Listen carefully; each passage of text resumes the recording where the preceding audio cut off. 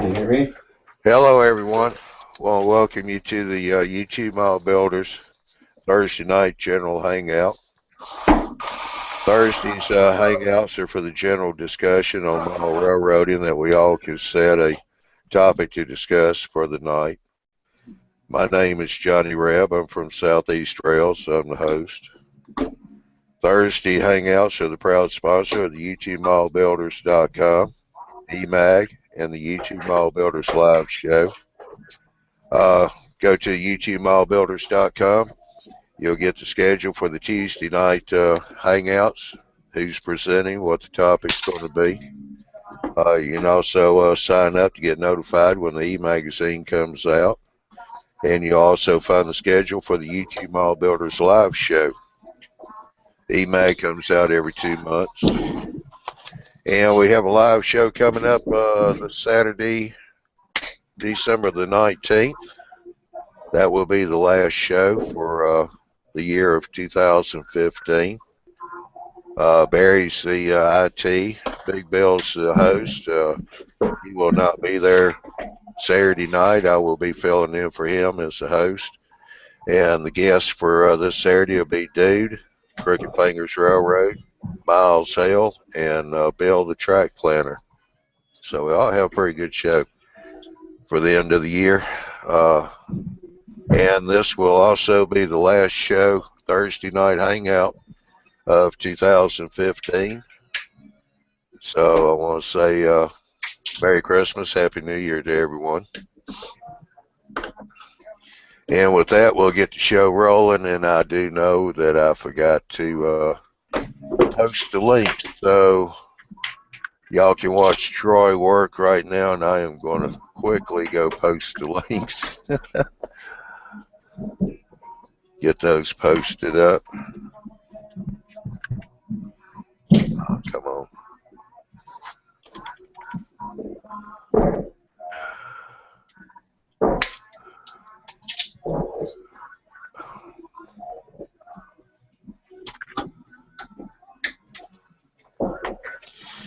So how close are you being done there, Troy?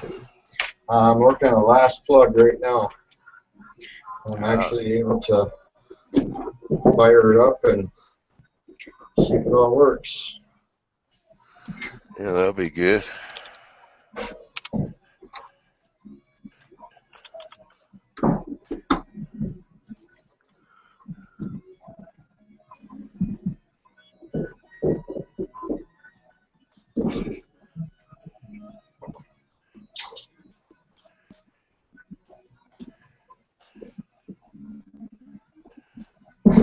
Yeah, I'm a little scattered tonight. Forgot to post the links. I'm doing that right now.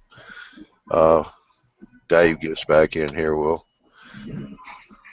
ask him about his latest project where he's been pouring water in the in his lake.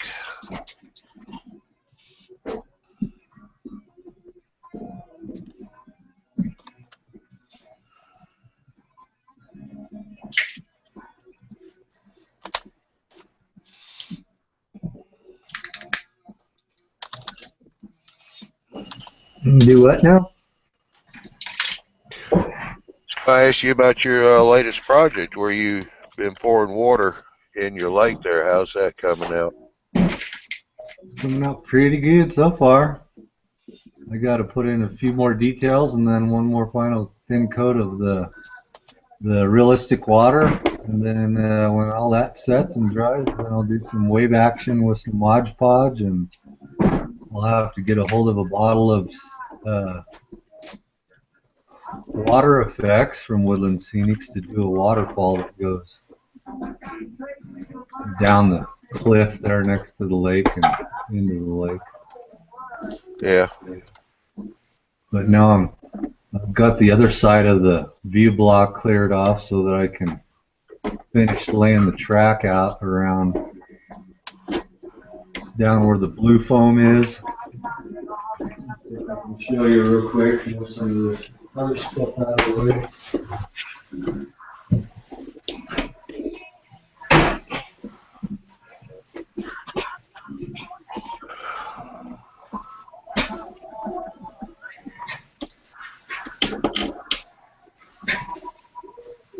gonna be shaky here a little bit.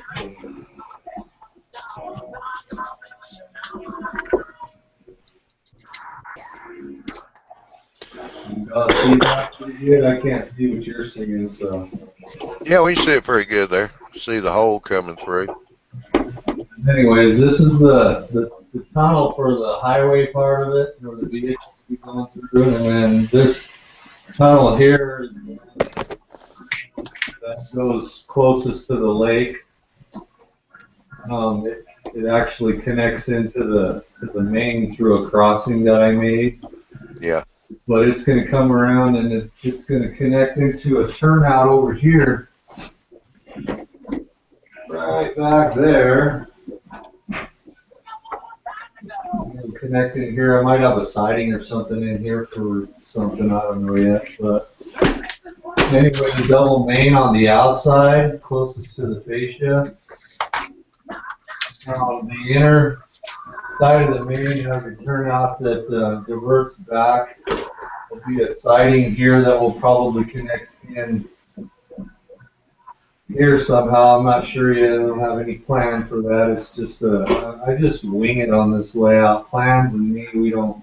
A lot of people do track planning and all that. I've tried it. It doesn't work for me.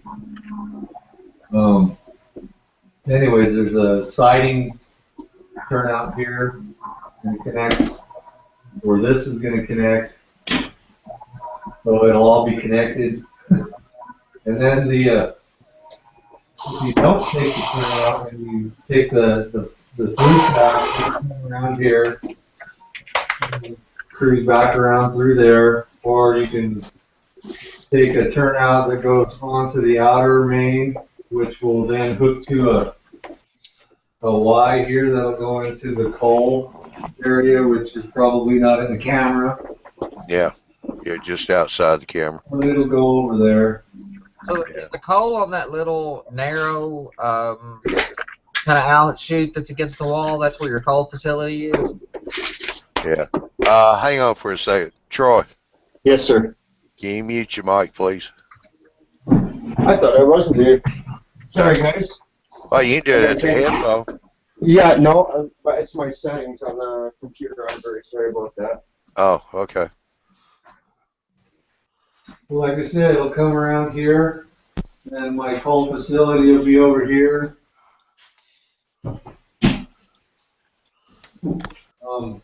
Back in here, and then it'll also have a bunch of, drop tracks, empties and loaded cars, and then it'll also have another connection back over there to that turnout. So this will be a Y here.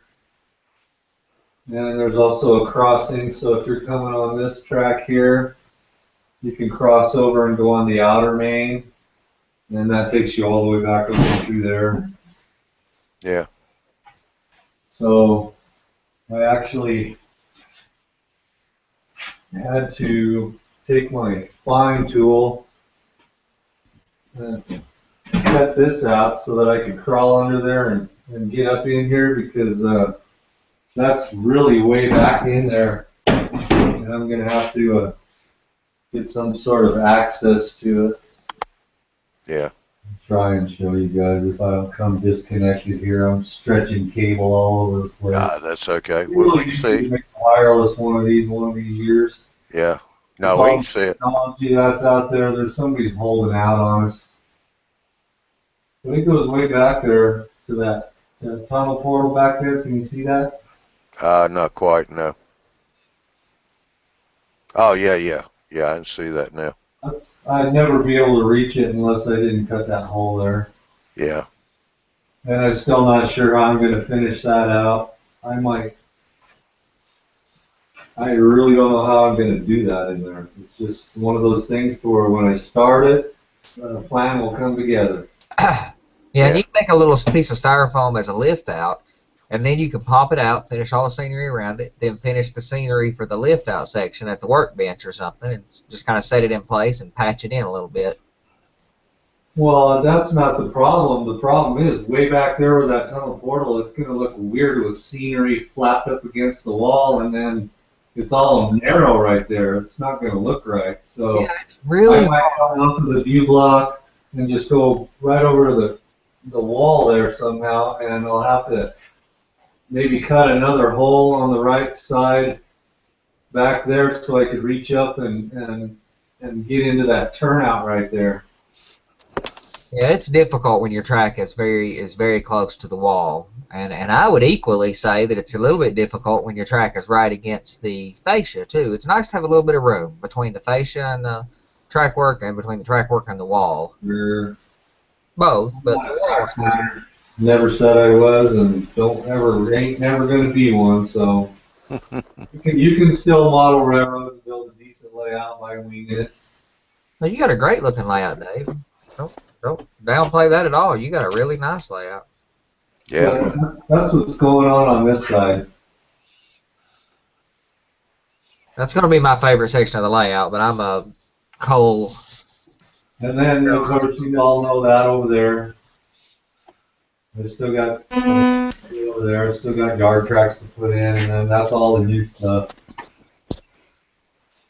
And then I still have bench work to put in against that wall, and right here where this is, that's going to be a peninsula right there too. So Yeah. plenty more work to do. Yeah, always is. A few days worth of work. You'll get caught up in a week or two. Yeah. Yeah. I want to take a few minutes to let the viewers know, the Q&A is up and running, so feel free to put questions in there. And we got a few people on the panel now. We got Randy Gulp. This is his first time in here. He's way over there on the West Coast in California. Got Troy here. He's finishing up on his panel so he can make a maiden run on his new layout. We got Jim over there. He's still working on his peninsula, and once he gets that bench work done, he'll be done. Start putting his foam down, laying track. Now we got Dave that says he's got a little surprise for us tonight, and he's in right now. Of course, y'all know Dave. He's one been showing his layout off, and we also have Andy from N&W in here too. Resident Loudmouth. One that we won't have tonight will be Phil. He's had to make a run down to Florida to see his parents down there, so he should be back around Tuesday of next week. But like I said before at the beginning of the show, tonight will be this is the last show of 2015, so there'll be no show Thursday night hangouts for next week or the week after, because that will be Christmas Eve and New Year's Eve, and well, we all know we're not going to be in the hangout on those two nights for sure. Why not? I will be. Yeah. Yeah. You guys need to get your priorities in order, people. That's Yeah. what I say the same thing, Dave. Yeah, I seen a Facebook post that a cop had somebody pulled over and said, "I'm not pulling you over for hot rodding. I'm pulling you over for being out here wasting time instead of building your model railroad." He must be a pulling dude over then. Yeah, it's pretty interesting. That's all Facebook is good for. Ha, ha, ha. All right, Mr. Dude. What are you working on, dude? Well, I'll tell you here in a bit. I'm just taking Well, that care of... doesn't look like it has anything to do with trains. Well, he's got a locomotive. He's got wheels. I let him bring up his and Lionel cars on HL scale locomotive, Lionel cars, some sinkers and some floats, and I let him surprise us with whatever combination of fishing and model railroading he's done. I don't know if he's building a portable layout for his boat or what, but I have some curious questions that tie fishing to model railroading, because I've just listened to him in the car. Man, I'll have to find those. He's going to build a layout in his boat. Yeah, well, I was listening to a podcast about and like I was saying, we're talking about using some of the fly fishing flies, I guess they're called, to make weeds on a layout, or which got me thinking how close to a fern is that. So I'm kind of curious about that. Yeah.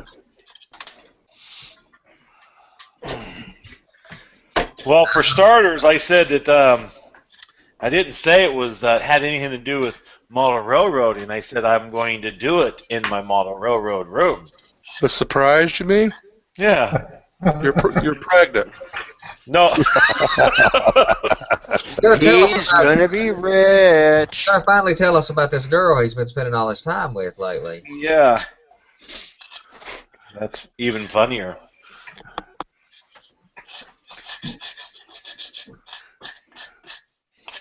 So what's everybody going to do for Christmas this year? Anybody going I gotta travel. any distance, or do you?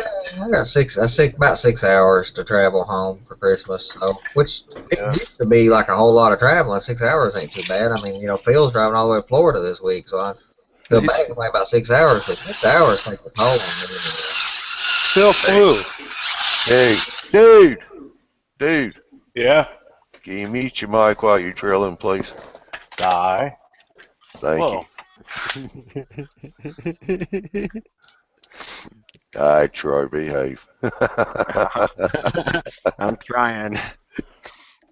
I just think it's funny. He's working.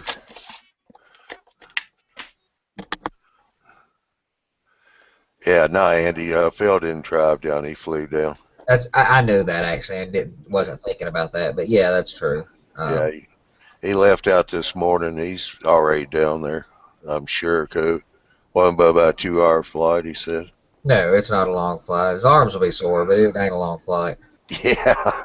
That is the stupidest joke in the world. I don't know why people say that, but whatever. Yeah.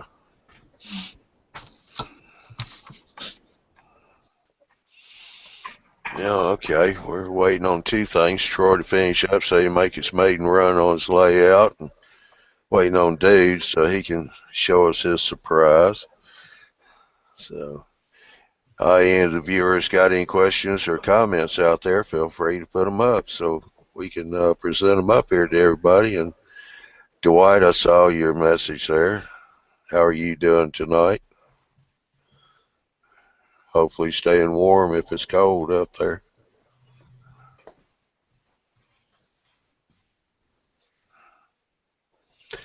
I imagine the professor may be popping in a little while from Australia.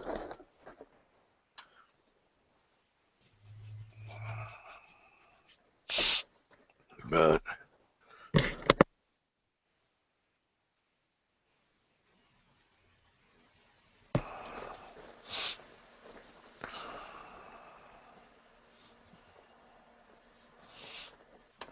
uh-oh, here we go.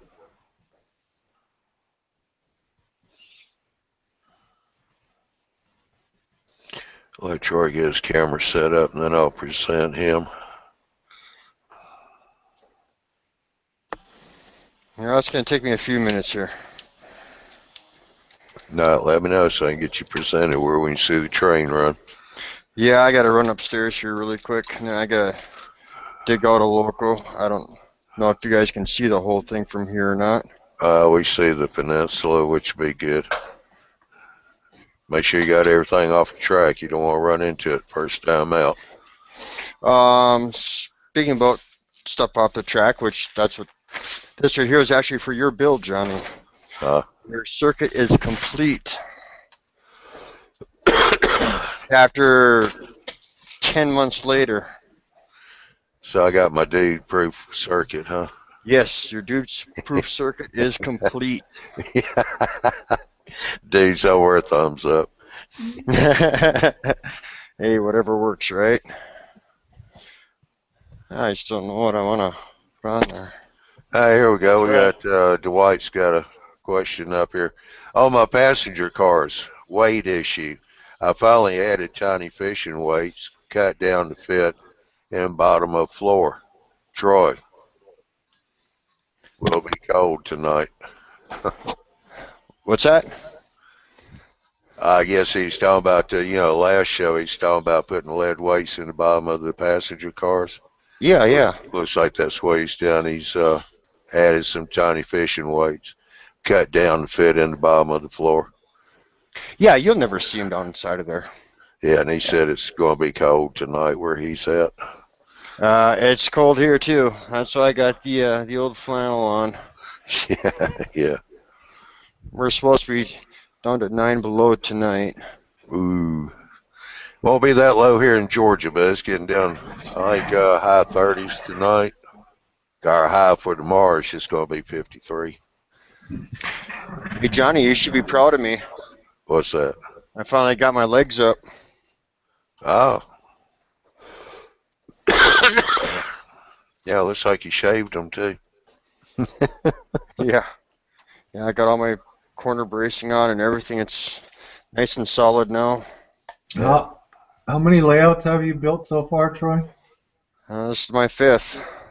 It shows too, man. That looks really professional, bud. It does. 5th and last. I'm done after this. No more. Yeah, Jim will be interested in seeing how you brace those up, so you brace this peninsula. Oh, it's solid now. This thing ain't going no place. I mean, I can get up on here if I wanted to. I mean, it's solid. And there's nothing attached to anything except for up over there, which is attached to the north wall, and that's it. Other than that, there's nothing holding this thing down. It's not bolted to the floor or nothing, so. Now, does it all line up with the tape on the floor? Yeah. Yeah, I sat there with the level on everything, so.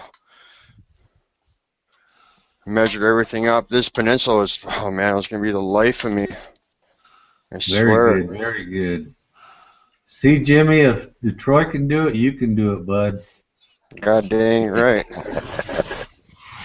I'm just going to be honest, I've never done elk girder. I've never built elk girder before. This is the first time. Look at Jim over there working away. Yeah. You guys should be proud of me. I've actually been keeping my floor clean, keeping stuff halfway organized. Yeah, that's a lot more neater than the old one was. Oh, yeah. All except for that last piece of the old layout, which still stands, is still full of crap. That's the only section right there.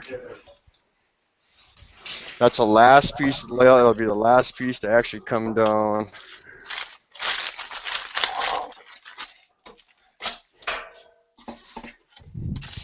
Are you doing any videos, man?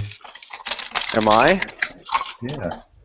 You know, I did do 2 videos, but I still have not uploaded them yet.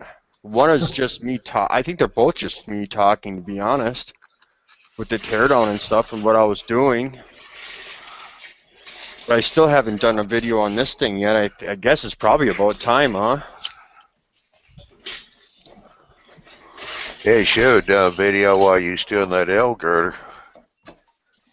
You know, I didn't know what I was doing, so how could I do a video on something I don't even know what I'm doing? Well, that's what makes it a lot better for everybody, is because you're learning and you're teaching everybody else at the same time. And it's like a constant outtake or a constant blooper reel. It's awesome. Oh, gee, thanks, Andy. Hey, I build the same way, brother. It's comical. I love you too, man. Hey, I mean, that's the kind of videos people really want to see, is when you're actually building something, especially if it's your first time, so they can see what's involved and what you run into.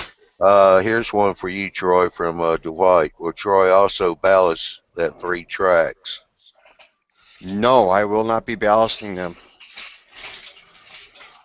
That's why it's all painted white, so I can see it. It's all hidden staging.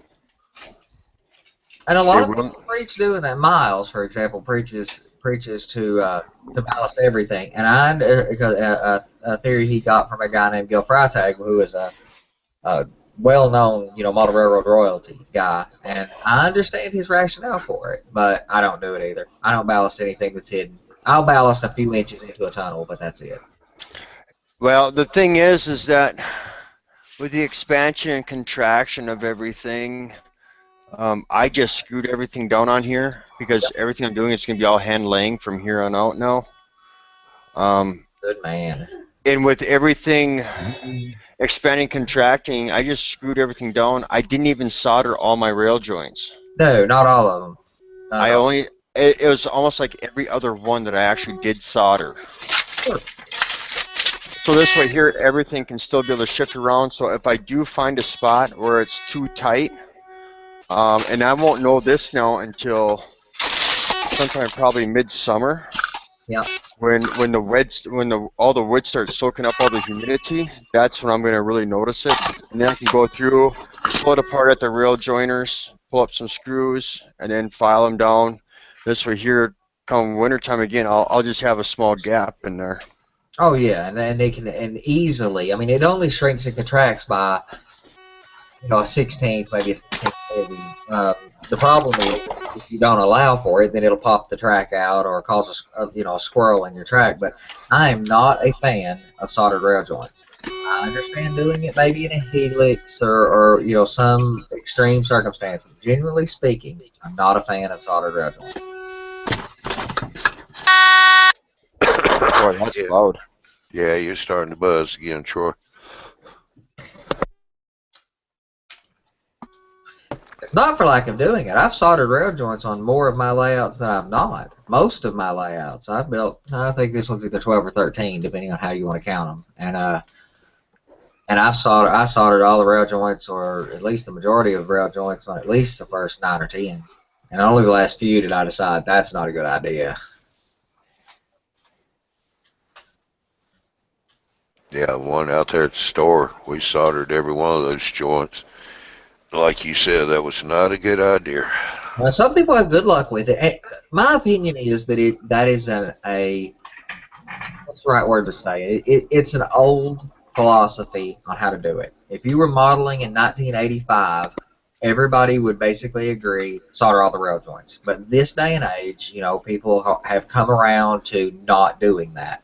And the biggest reason why is because of DCC, you need so many feeders that it is better to put more feeders and not solder the rail joints. So in my case, I just put a feeder on every track, and the rail joiners, if I have them, on the visible out I don't have them, but in hidden areas I do use rail joiners. They're only for rail alignment. They're not there to conduct electricity, so I don't need them soldered. Because a rail joiner does a really poor job of conducting electricity unless you solder it. So if you're depending on it for electricity, an electrical joint, I understand soldering, but don't. Just put a feeder on there. It's easier to solder a feeder on there than it is to solder the rail joints. If anybody's wondering what I'm doing here, I'm actually doing the old quarter trick. Oh, we thought you got lost in the basement trying to find your way back around there. Yeah.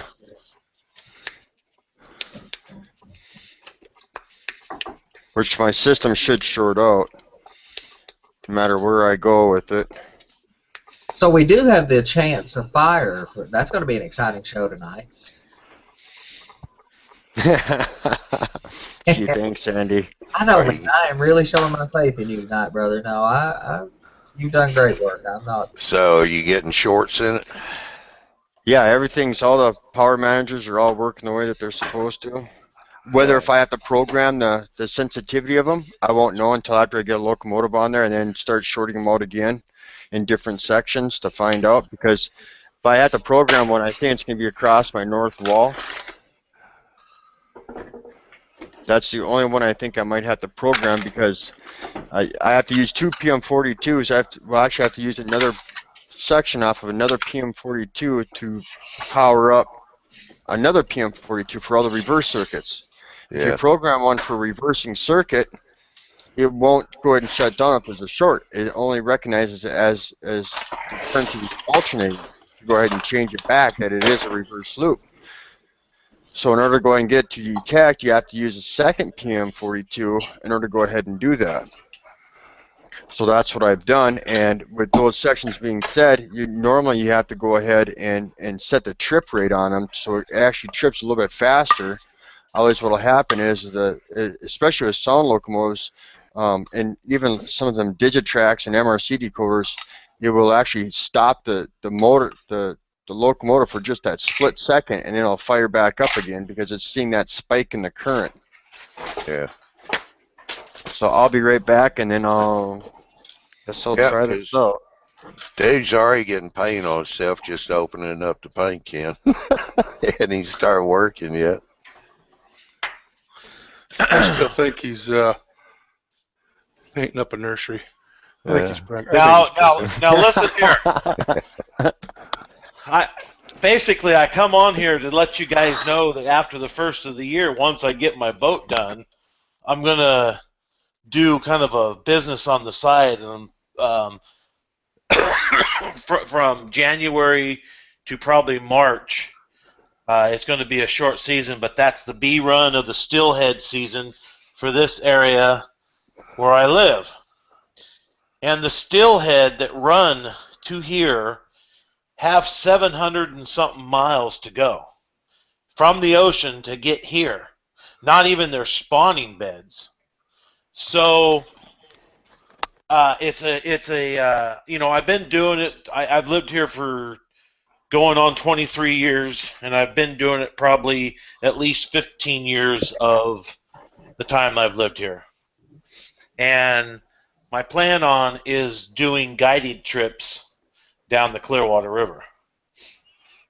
Take 2 fishermen and take them fishing, and all they got to do is show up with nice warm gear, and I take them out to catch a steelhead. So what I wanted. Go ahead. Is that fish on guaranteed? Fish on guaranteed. Yep. How many steelhead can you have a day? You can keep 2 and 6 in possession.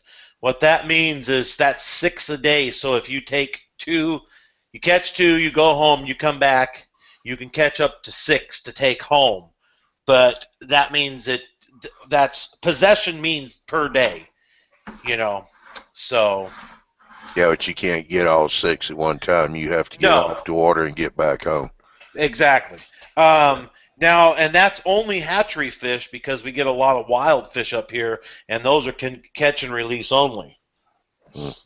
So, because those are the ones that are going back to the natural spawning beds, the other ones are hatchery fish, and what they do, they cut off the abdorsal fin in the back on the tail when they're a yearling. Well, just before they release them into the wild, so they could go to the ocean, and so that's how you know the difference between the 2. Yeah. That's crazy. That's probably the best eating fish out there.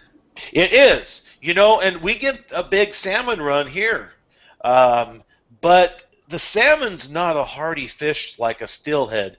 A steelhead is like a trout. Oh, I like trout better than salmon. I love the thing salmon. about it is trouts. You got to realize trouts survive through low water. Massive overflow of during the winter, runoffs and all that, and so they get hardy, and steelhead are the same way. I love the salmon, but I'd rather have a trout than any fish out there. Well, I had a friend that went up to Alaska or Canada to go salmon fishing, and or no, it was Alaska. I'm sorry, it was Alaska, and. So I told him, I said, the difference between the fish you catch, they're only several miles from the ocean. As soon as they hit the fresh water, they start going to shit. And but you catch those fish, and they're nice and fresh. I mean, just beautiful. The fish here, nah, not. It's not like. I mean, you could go to a grocery store and buy just as good or better than what you can catch on this river here, because they got so far to go, and it just kills the salmon. So, but well, I just wanted to say even though this is a train show, I'm letting Dude go ahead and do his little fishing thing tonight. This last show of the year. Last show of the year, so I'm going to let it be kind of a willy-nilly, but for those viewers, if you do have comments, please post them up, and we'll be glad to try and answer them. Well, Johnny, you're a fisherman, right? Yeah. Isn't that what you do when you go to Florida? Don't you go down there to go fishing? Yeah. Yeah. Well, See, I mean, it's not exactly all fish that I'm fishing for, but yes, I do. I used to be a hunter. I hunted up until probably about 97, 98. And after that, I was done with hunting because the price of it. And my boss was a big steelhead fisherman, and he's the one that got me into it. And all the years of rafting, running my own raft down the lower Salmon River, I've always wanted to get a drift boat so I could go out and fish the good holes that you can't get from the road. Cold to hunt, man. Hunting's cold weather stuff. I can't take it. But so what I was going to do tonight is show everybody how I do a set of bobbers. I just go and buy, and a bobber is kind of unique, especially for what I'm using it for. That's a logging caboose, right? Those little short cabooses for logging? Yeah. Yep. That's right. That's a bobber. Yeah. And, and they got to be small so they can be back there, and, they don't need to man very many guys,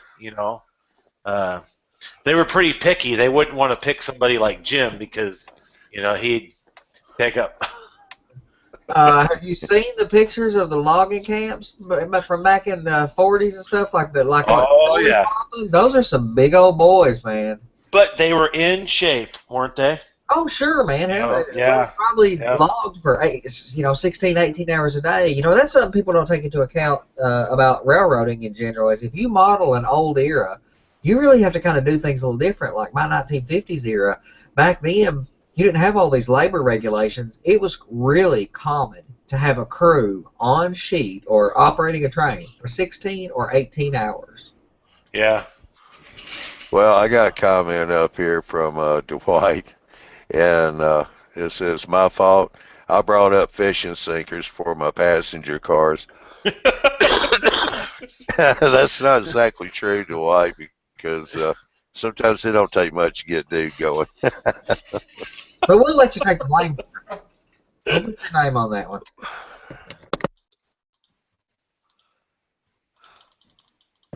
But when Troy does get back, I will switch it over to him so we can see his first run there. And Are you going to run trains for us tonight too, Jimmy? Yeah. I think I want to present Dave for a minute just so we can see what he's been up to. Cleaning the rails. That's what are rails? I was too lazy to put tape over everything. I got spray glue and scenic cement and all kinds of crap on the track now. Not hard to get off though. I got this masonite pad that I soak with some lacquer thinner and just rub it along the rails. I tell you, that's one disadvantage of hand laying track, for example, like Troy or like I do hand laying track. And you have wood ties under your turnouts anyway, don't you, Dave? The stuff does not come off the wood.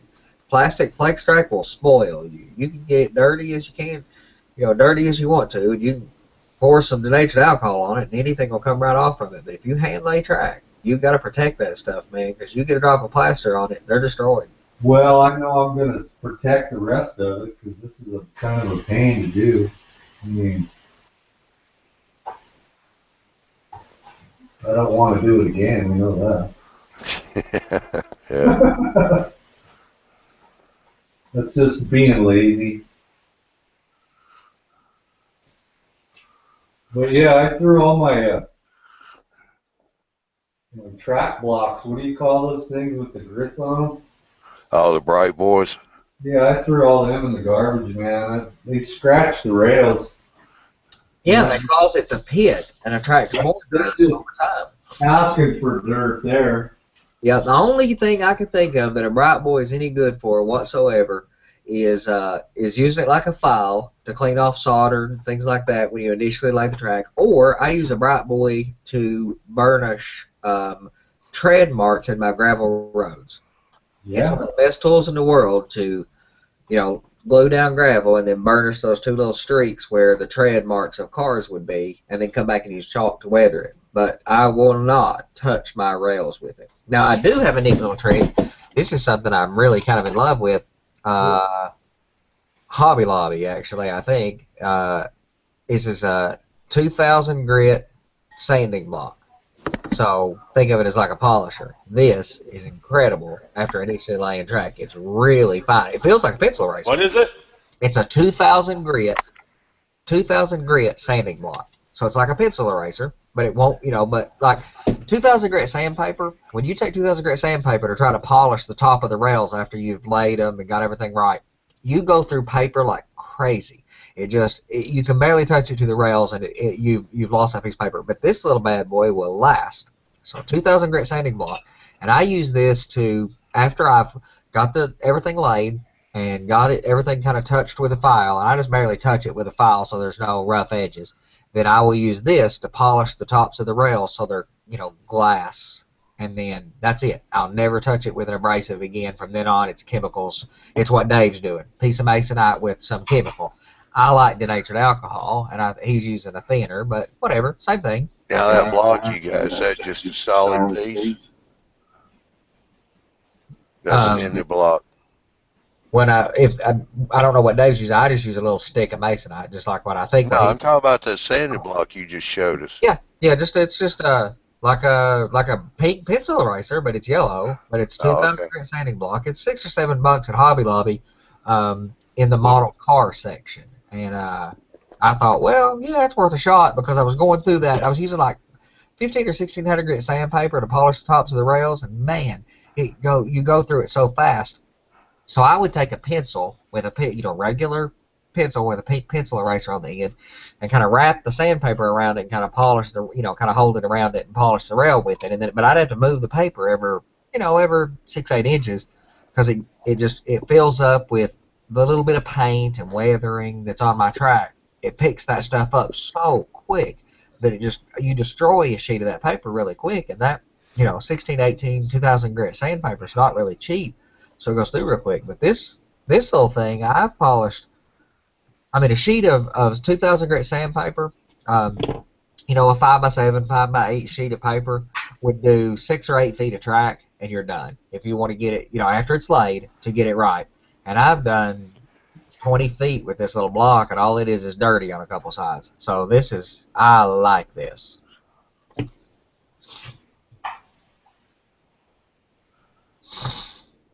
All right, I got a comment here from Joe G. How you doing, Joe? But I don't quite understand what he's saying here. Oh, let me go look up. Is it Q&A? Yeah.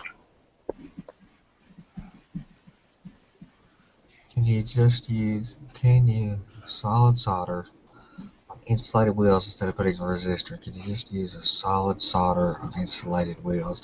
I'm assuming use a solid solder on insulated wheels. I'm assuming he's talking about. He is talking about shorting the wheels over.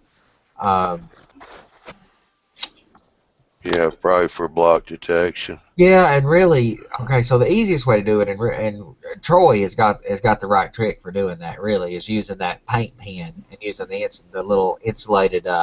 You have to get a wheel set that's insulated on only one side. Use the little resistor, and use a paint pen to make it electrically conductive. And there's a lot of people do it the same way. Now you can buy wheel sets that already have the resistor built in, but they're kind of expensive, and in my particular case, they don't work for me because I use semi-scale wheel sets, so I can't do that. Yeah, well, I see Troy's back. Can you hear me, Troy? Yeah, I can. I will actually be back in a little bit. I'm going to have to wait a little bit longer. Unfortunately, my kid just got done with basketball, so I got to go feed her and get her hot on her homework so she can go and get to bed. Yeah, okay.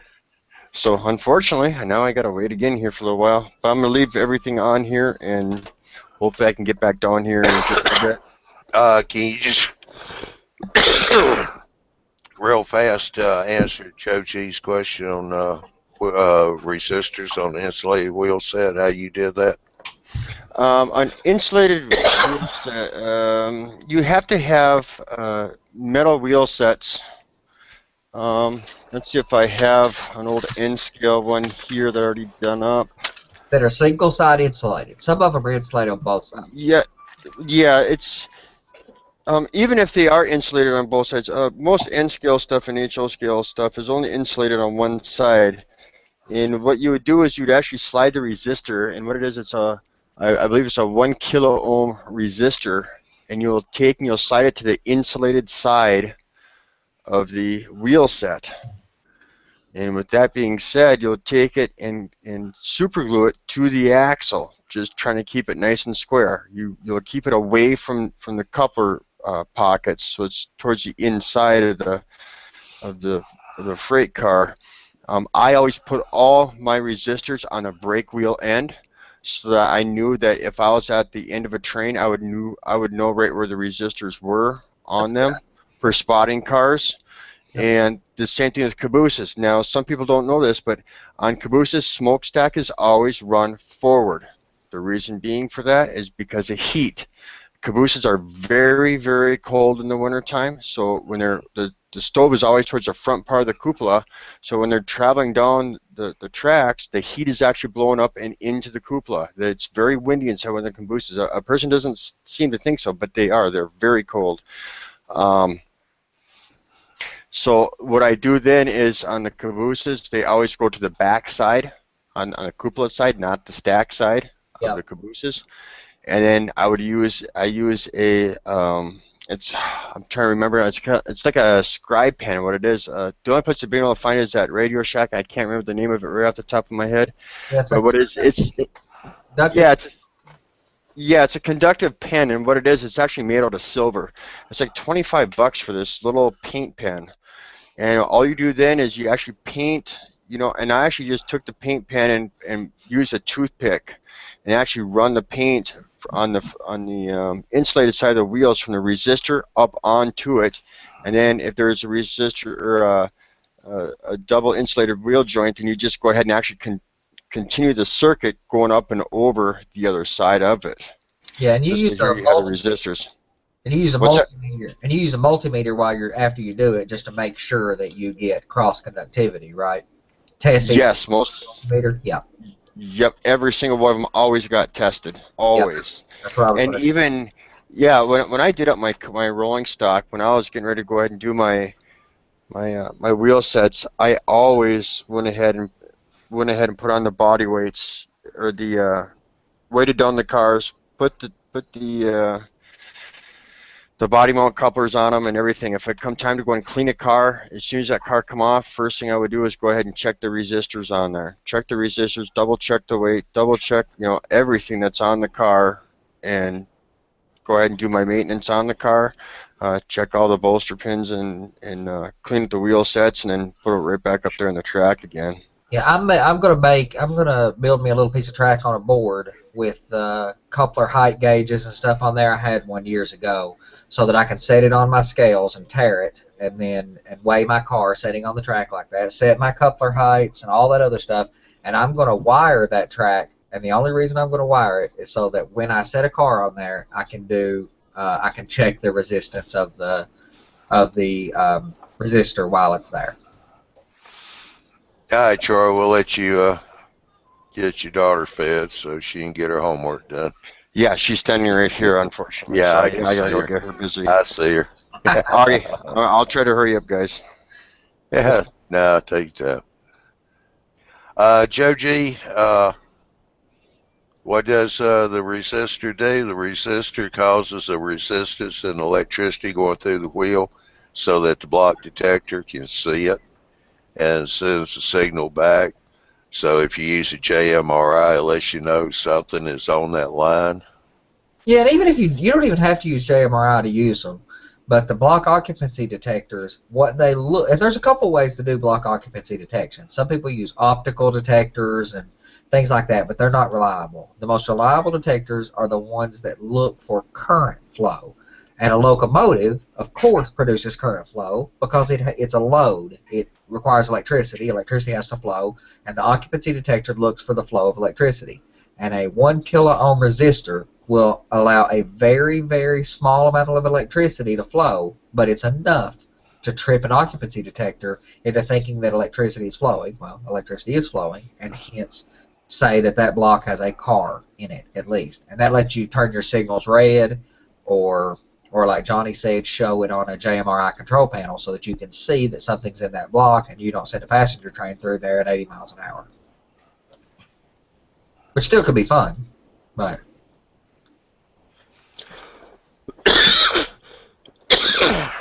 Excuse me.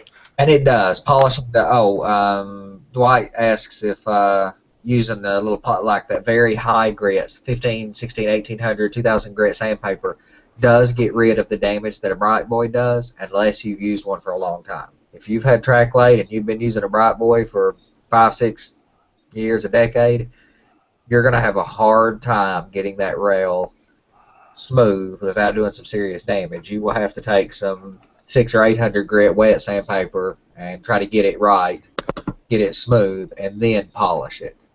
In my case, my rail is already smooth.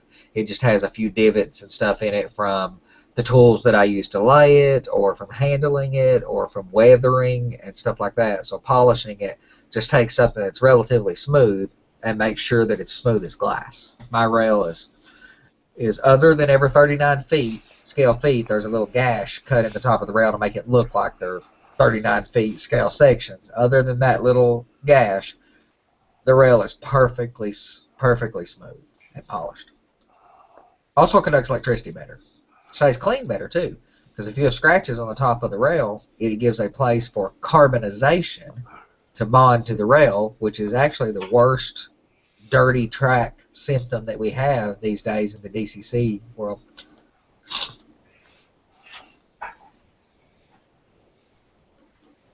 And Joe G says that he is using the NCE system. Is going to use their system for block detection, and the NCE system is current detecting. However, I will say I am an avid fanboy of NCE. If I was going to choose NCE or Digitrax, I would choose NCE personally. However, I will say that their signal system is not very mature. Everything else about the NCE system is probably more mature than anything else. It's based on the guy who wrote it or built one of the very first digital command control systems ever on the planet, and he licensed it to a company called Wangro.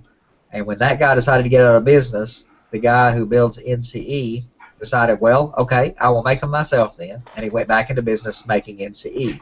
So they're one of the oldest around, but they are very mature, advanced, and stable, and awesome, and one of my favorite systems, even though I don't use it. But their signal system is not very mature, and if it does the job for you, great, but if you really care about signals, prototype accuracy on signals, you should do some research on CMRI. CMRI is not a DCC system, will not control your trains, it is strictly a signal system.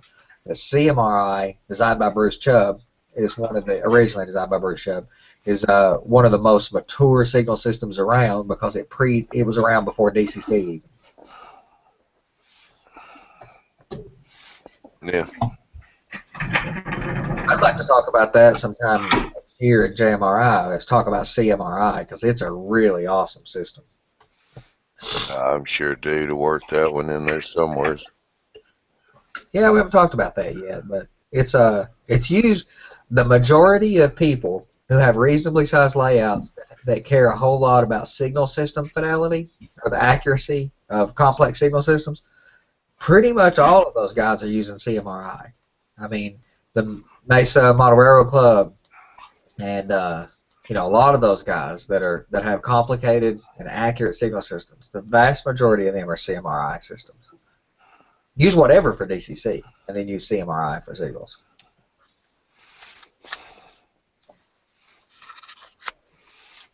So is it, will it still give you the feedback to JMRI, so it'll read what the signal is? Yep, it's bidirectional. It's a very, very intelligent signal and control system. Again, it has nothing to do with DCC. Now, if we were having this conversation in 2020, I am sure, or in a few years, I am sure that I will be saying something different. I am sure that I'm going to be telling you else. Well, and maybe that's just because that's who I am, but if you'd asked me in 1985, what to use, I would have said CMRI. 95, CMRI.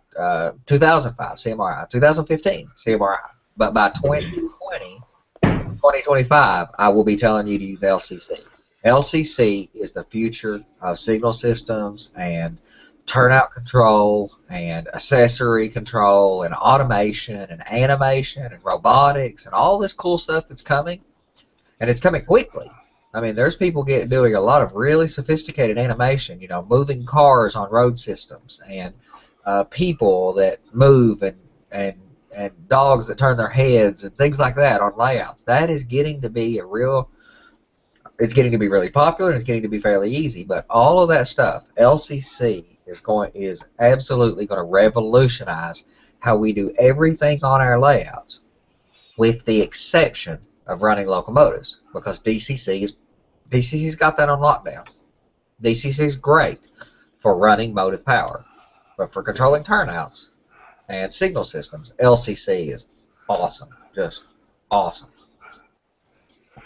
Well, let's switch back. Let's see, dude's making a little progress with his bobbers. You want to kind of update us on that, dude? Okay, yeah, I can do that. As you can see, I'm making different shapes and sizes.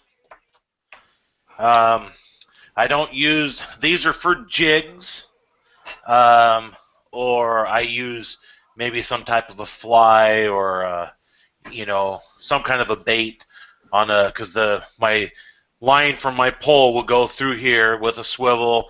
There'll be a bobber stopper up here so I can adjust depth.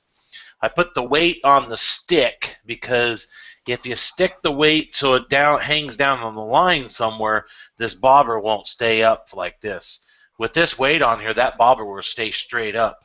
And see, this is a yellow tip. I can see it on a nice dark day. I can see it bobbing out there, and it's a lot easier to see. Sometimes I'll use an orange one. It depends on the day. This is a weighted bobber here. This one I use so I can get way out there into the river, and I have a couple holes that now, since I have my boat, I won't need to use this type of bobber, but I use this bobber for mostly bake fishing. This is a one that I came up with. It's a little different than these, and I just cut this bobber out so this bobber would recess down in there, lower the center of gravity, and then all these bobbers stay perfectly just like that as they're floating down the river. Huh.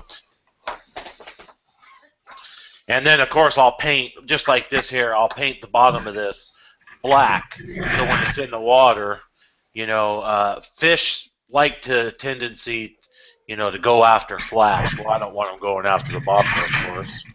Or sometimes it'll scare them away or whatever. So I always just paint the bottom of the bobber black, so when it's setting in the water, it's black. Well, those are styrofoam too, aren't they? Yeah, they're styrofoam. Yep. That just helps seal it. They'll last longer in the water. The other day, my buddy from Kalispell, Montana, came over to go fishing with me, and we went and had lunch, and he asked me at lunch, he says, if you ever, using those bobbers like that, that's a lot of weight on the line. I'm like, yeah, you just got to know how to cast it. And he said, well, have you ever snapped a line by casting it out there? And I said, no. I mean, I've lost some when I've been trying to find the depth or something, and it hangs up on a rock and I lose everything, I got a setup to where I will lose my jig, but I won't lose my bobber because the jig is on a leader that's lighter than the actual main line that I use. And and it's not very long, so when I have a fish on, it's not going to break just because of the length of it. But if it hooks up onto a rock and I got to try and pull it off the rock, well, it's going to break before the main line does. Yeah. And but anyways, yeah, it's we went fishing, and at lunchtime, after lunchtime, we went fishing a couple more times. And my first time out, I said, well, let's fish around this bridge. And he says, well, I'm going to fish on the downstream side of the bridge, or the upstream side. And I said, okay. I said, well, I'm going to fish this bank that's here. I cast it out there a couple times, about the third or fourth time. All I heard was this tink and saw my bobber going across the river. It never stopped. Made it almost clear across the river.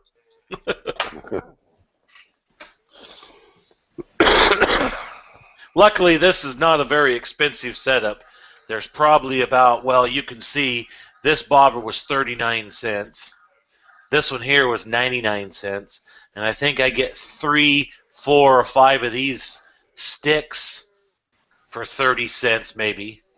Well, So- those hollow tubes, or is it a stick? It's a stick, a plastic stick that the line goes down through. All right, so it's hollow on the inside. Yeah, it's hollow. Yes, it's hollow. Yeah. Oh, okay. Yep. 'Cause you're saying stick, I think it's something solid. So Oh. I mean, you'd have to pull that out, get the line through there, and then stick it back up in there, Mm-mm. which would lock your line, and the float won't run up and down it. Yeah. See, we use bobber stoppers because you need to know the depth of the river, and you want your bait steelhead will stay anywhere from 12 inches to 16 inches off the bottom. And so, anyways, they'll so you want to get right on the bottom, as close to the bottom as you can. So what I do is I have 2 fishing poles, one with just a bobber and a weight on it. I cast it out there, get the depth, okay? Then I get my rig in with my jig or whatever bait I'm going to use and cast out there, and then I'm not going to get hung up and lose a jig and all my setup, you know. Yeah. And so, but there's a couple places that I go when I'm bobber fishing from the shore. I got to cast way out there because of where the fish are at. You know, it's only maybe 5 or 6 feet deep next to the shore where I'm at, but then there's a channel. It's like a deep drop off, and they set right next to that ledge because the current right there is they could just sit there and hardly have to have any energy to keep themselves, going upriver. Yeah. Let the food come to them. Well, yeah, and see, that's the other thing. Steelhead, they don't eat once they leave the ocean. They quit eating. I call a steelhead when even a salmon's the same way. But when they leave the ocean and start coming up the streams to go spawning, they're on attack mode. And so anything that comes near them, they're really aggressive. That's like roe, it's eggs. It's basically, every time you catch a steelhead and it's got eggs in it, you cure the eggs and then you freeze them and you've got eggs to go fishing with the next time. Well, the theory behind it is that a steelhead, when it senses the eggs, it's not its eggs, so it's going to go up there and stick the eggs in its mouth and start chomping on them. They're not eating them. They're killing them. They're destroying the eggs so they can't hatch. And then once they're done, then they spit them out. And Sure. Go ahead. Go ahead, Jim. No, go ahead. But anyways, these fish, when they do that, it's really, because when I'm pulling roe, because what you do with roe, you don't even use a bobber. You use a leader, about a 3-foot leader, with 2 eggs on it, or 2 hooks on it, and one has an egg hook. Well, you get a ball of eggs about an inch diameter square, and it's treated, it's cured, so it's sticky and it's gooey, and it won't fall apart that easy. So you stick it in the egg loop. The other hook has I'll have to show you guys, but has a foamy on it, so it kind of floats just off the bottom. And then you go up 2 feet, and then you put another leader on it with a weight, and the weight goes to the bottom, and it drags off the bottom. And the bait is back there floating just, 2 feet away from the weight, about 16, anywhere 12 inches off the bottom of the river. And so it's really hard to know. It takes a technique to roe fish, and that's something that I'm still learning. I haven't learned that, Sounds a like lot more yet. experience than learning. It is. Yeah. Well, that's it. I've decided I'm selling all my train stuff and buying me a fishing pole. Here. Whatever. Well, we got a comment here from Eric. Did you change the format of the show? I think I just stumbled on a fishing show. No, Eric, I didn't. This is the last show of this year, though, but Dave did want to just kind of show off some of his fishing experience here. So, seeing that he's the boss, I kind of let him have his way every now and then. Not too often, but, you know. Ha ha ha. You don't want to let it go to his head or anything. But. Yeah. But, So you're telling me that it's fishing that's taking you away from our hobby and not a woman? That's just it. A woman is his problem. She likes to fish and she wants to get in the steelhead thing. So what else is good to Now we got it. He's just spent all this time, you know, for the last month or two convincing us it's fishing because he doesn't want to tell us about her. I think we need to dress Troy up as a woman and try to lure him back. I don't. Hey, Troy was driving in on that one too. Oh, Troy was back? Well, I see trains running, so Oops. yeah, him presented. Yeah, I'm back. trains are running in the Troy basement. Sweet. Troy, you like your pumps red or black? It says Jim, That's I'm true. going to go pick up Troy, and we're going to come to your place. Oh, We're going to play Uncle, buddy. I would generally say that wouldn't be too big a deal, but I've talked to Jimmy a whole lot, and he is a big dude and well armed, so I would stay clear of Uncle with Jimmy. all I've got. Just a big teddy bear. I don't have. You got to worry about me. All I got's a couple slingshots. I know. Yeah, boy. They're semi-automatic slingshots, but they're still slingshots. Man, that is running good, Troy. That Yeah, for it the first is. time around through there, that was perfect. All you need is a tip loop at the top of the helix, and you can run trains. Actually, get to run trains. I think he needs to put the camera closer to the track so we can see it a little better. I'd like to see that locomotive. And it really do? Look who's talking.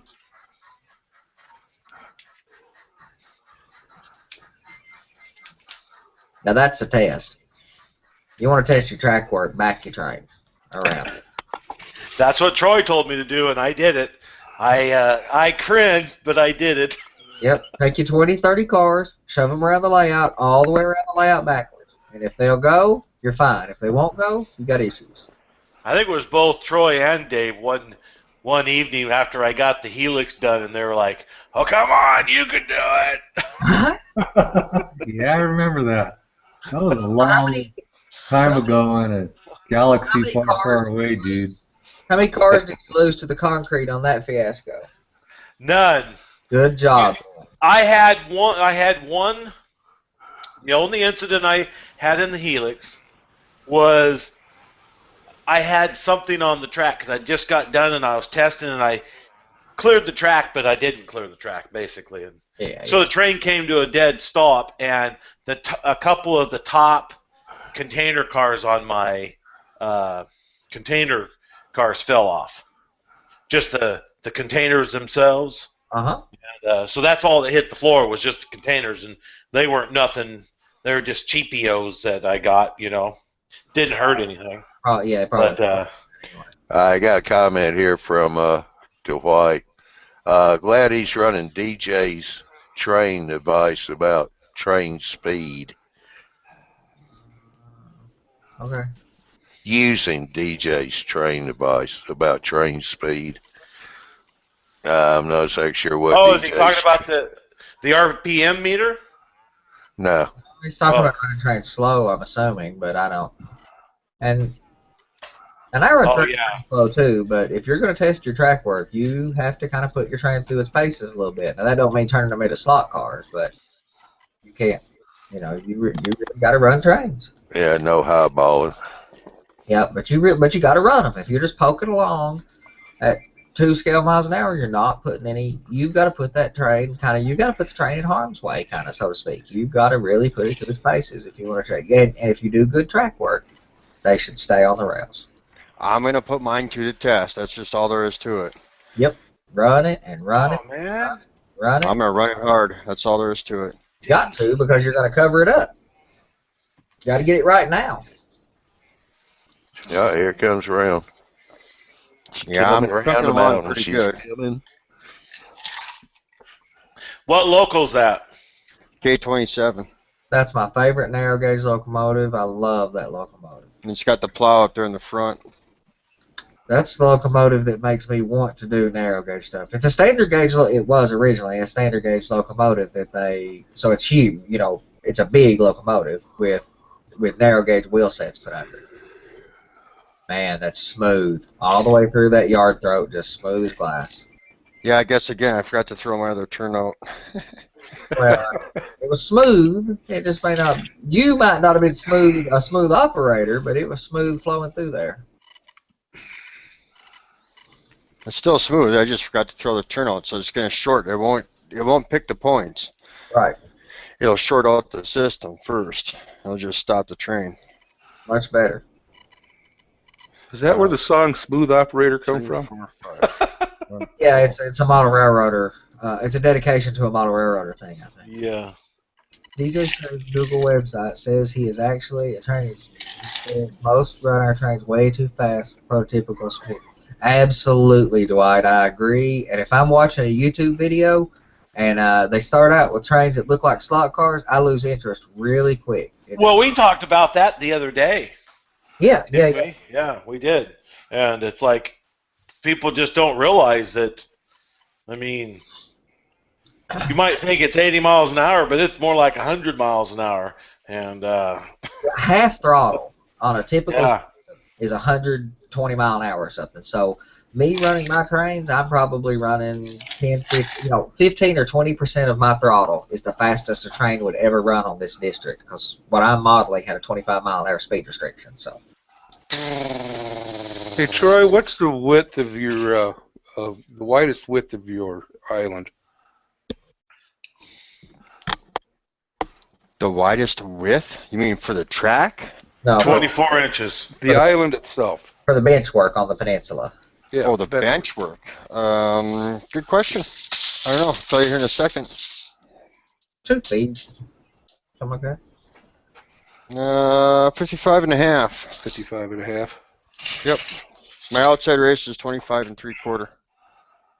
Dwight asked you, Troy, why you didn't stagger your rail joint sections. Well, the biggest reason I would say, and Troy needs to answer, but I would say the reason that's probably kind of irrelevant is because this is staging and it doesn't matter.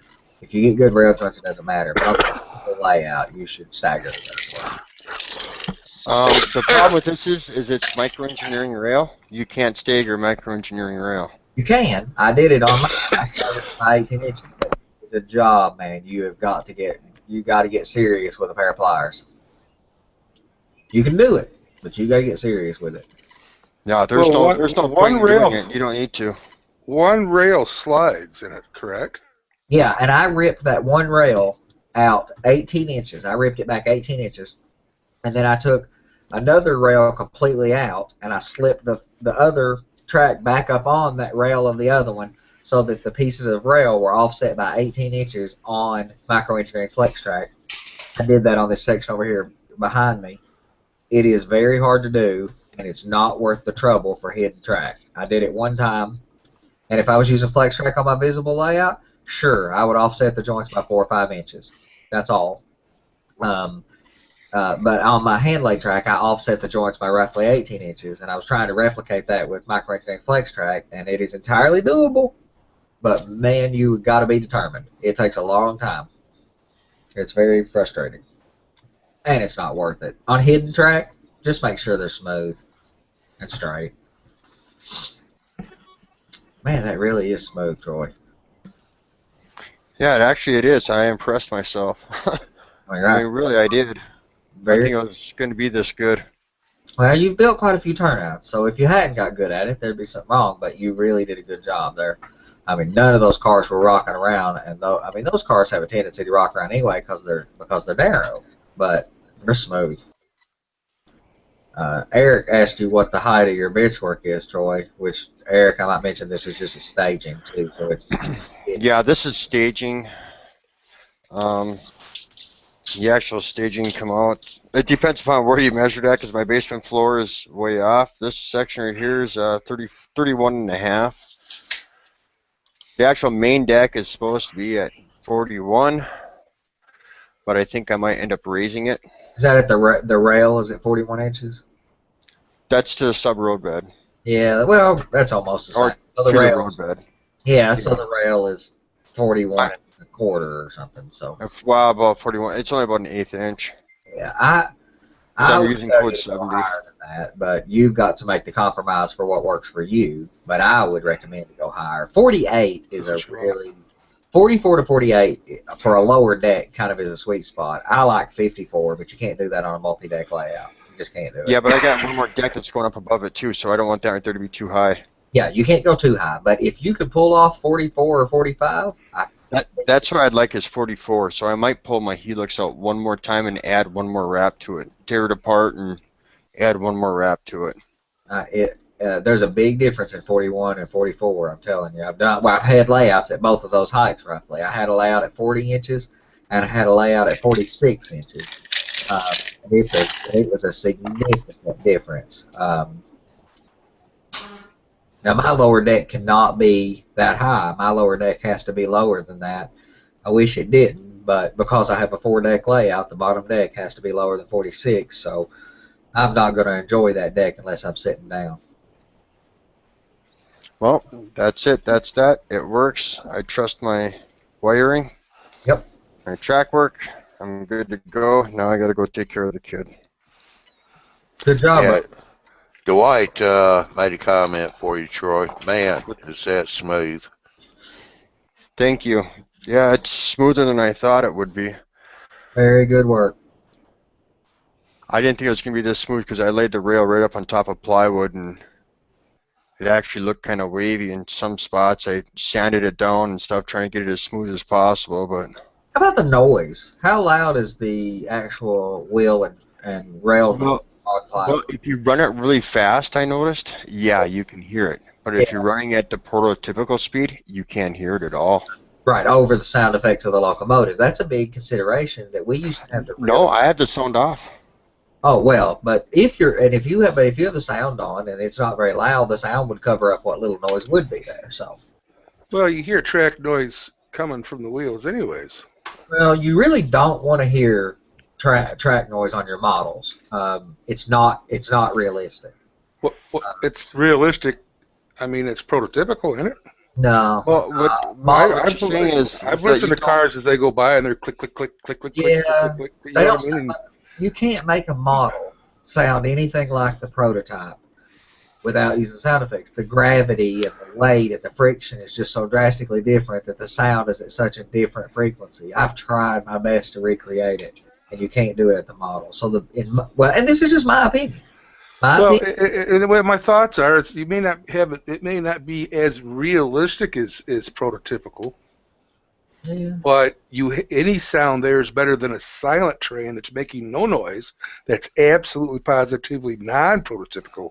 That might be true. At that point, what I favor, again, this is all opinion, but what I favor is to mute the real sound as much as possible. So I do everything I can to deaden sound. I have track laid on homosote, and I use weather stripping between the homosote and styrofoam, so there's no sound or very, very little sound from the wheels to the track. And then I use speakers and real sound effects to try to get that real sound, because I just don't think about. Yeah, there you are, Troy. right here. Yes, sir. You file down the tops of your railhead so that they're all nice and smooth. You hear no clickety-clack. You add one of these inside your boxcar, and you get all your clickety-clack back, and now you have nice, reliable track work. And it sounds like real sound. The sound is deep an intense, like a heavy piece of equipment is, instead of a very light model on very small equipment. And Yep. so now you need to explain to us what that is. It's for a sound. It's a sound card decoder. 4-track sound that you stick in a box car. Wheels.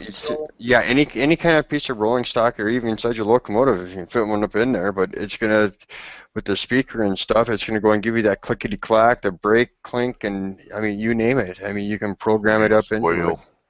Yeah, wheel squeal, brake squeal. I'm going to use those to drive under track speakers for my sound effect. But again, there's a lot of ways to skin this cat. But in my opinion, you do not get realistic sound effects from the model. Bye, Troy. Yep, I gotta get going. I gotta go get my kid. All right, have a good evening, guys. You do, You bro. too.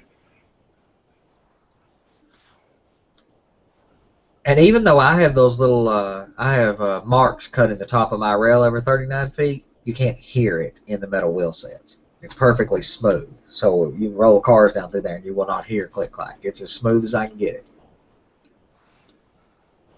Yeah, Dwight complimented Troy's wiring. His wiring is he did a very good job. But that just shows you don't do that on your first layout. On your first layout, your wiring is a mess.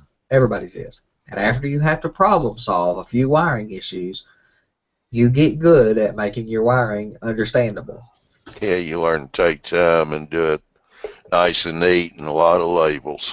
Absolutely. It has to be understandable 4 years later when you're sitting there trying to figure out where the smoke came from. Well, and that's where using a different color wiring definitely helps. Yeah, and Troy. then you could have a legend. But the problem, well, I was going to mention Troy's did his with that at one point, and then he lost his legend. Remember that? Yeah. So if you decide you want to go that route, make sure that you make a double or triplicate of your legend so that you can have a couple backup copies. Yeah, so that the kids won't be losing it for you. That's what happened to Troy. Yeah. I don't use a lot of colors on mine either. I just use a few colors. I use 4 colors, and but I use a lot of white, and I don't worry about a whole lot of color coding because one thing, it's really easy to understand what is the track wiring and what's the accessory wiring, because if it's wired to the track, that's your track bus and accessory wiring. But I do separate the different voltages, and but I don't use a bunch of different colors in my interconnects because it's not that hard to follow it through. You know, you got a power feed, you follow that wiring through to the device, then from that device up through an occupancy detector, up to the track, all that's the same color for me because you just follow it through from point A to point B to point C. And that was Troy's defense on this layout of using red and black on everything. He said, if I have a problem, I'll just follow it from point A to point B to point C. And that's what he was saying the other night. So. But would it be easier to, if it was a blue and a green, to follow those extra colors? Would it be easier to follow them when you're looking at a bunch of different blacks? Yeah, black. Compared to looking at a bunch of different blacks? Now, I use a lot of white, but I separate, I use 4 colors, but the only separation I have in my colors is what their source is. So I have 2 colors for the DCC bus and 2 colors for the accessory bus. That's at a different voltage. So I have a DC accessory bus, and I have a square wave AC DCC bus, and that's the only 4 colors I use. That's all I care about. However, I have all kinds of other wiring, but I just don't, I would just have to follow it from point A to point B to figure it out. Actually, I think you mentioned probably my biggest excuse for why 4 colors is just fine is I label everything. So. Well, another thing too, like Troy and I were talking about here a little while back. Yeah, if you're going to use different colors, it's going to cost you a little bit more money because some of those colors they price it a lot more higher too. So. Well, you got to buy all those spools, and if you just buy and you don't buy it in as much bulk, then so I bought like a. Well, my argument against that would be, if it costs you an extra $30 to do your wiring, how does that compare? I mean, why are you worried about an extra $30 for such an important job? I I mean, can't believe $30 doesn't make that much of a difference, and I don't see it costing much more than $30 to have the different colors, you know. I can't believe I'm Yeah. hearing this from Jimmy. That's the real. Well, yeah, you're talking We're to the not guy worried about that. $30. This is a man who would pack a book of coupons in there and spend a half hour to save a quarter on a $300 air compressor. But no, I know where you're coming from, Jimmy, brother. Well, it's. I mean, if you're going to have $500 and $600 in one locomotive, Yep. because you want to have a better quality locomotive, I mean, I just don't see, especially when you got a layout as big as Troy's, And it's complicated. and it's complicated. It would just seem to me $30 to $50 extra in wiring to wire such a complicated system So to what do make you think things about for your? easier to follow. It just seems to me that your time trying to find a problem. Yeah, With, I can understand that. So you know what I mean? There's a trade-off is down the road, anyways. what's All right? right, Jim, there's another thing too. Troy's been using a lot of this equipment for quite a while. And if you notice the size of his control panel, everything's pretty much right there. So his long runs from one control to the other is not that long. So, you know, Yeah, that's another. he can trace it down pretty quick. Yeah, that's another reason for me too. Is there's two principles in electronics in general, whether you're talking computer network wiring or wiring a layout or whatever, is home run or centralized versus distributed. You know, do you centralize all your electronics in one place and run a bunch of long wires, or do you distribute your electronics through the layout? I've normally centralized everything, brought everything back to a single point, and I am not with my current layout. I'm running a couple buses, and that's it. And then all the electronics are very close to the control. So the controller for the turnouts is right with the turnouts. Everything. It's all distributed all through the layout. There's boards all over the place on the layout. So my wiring is very, very short.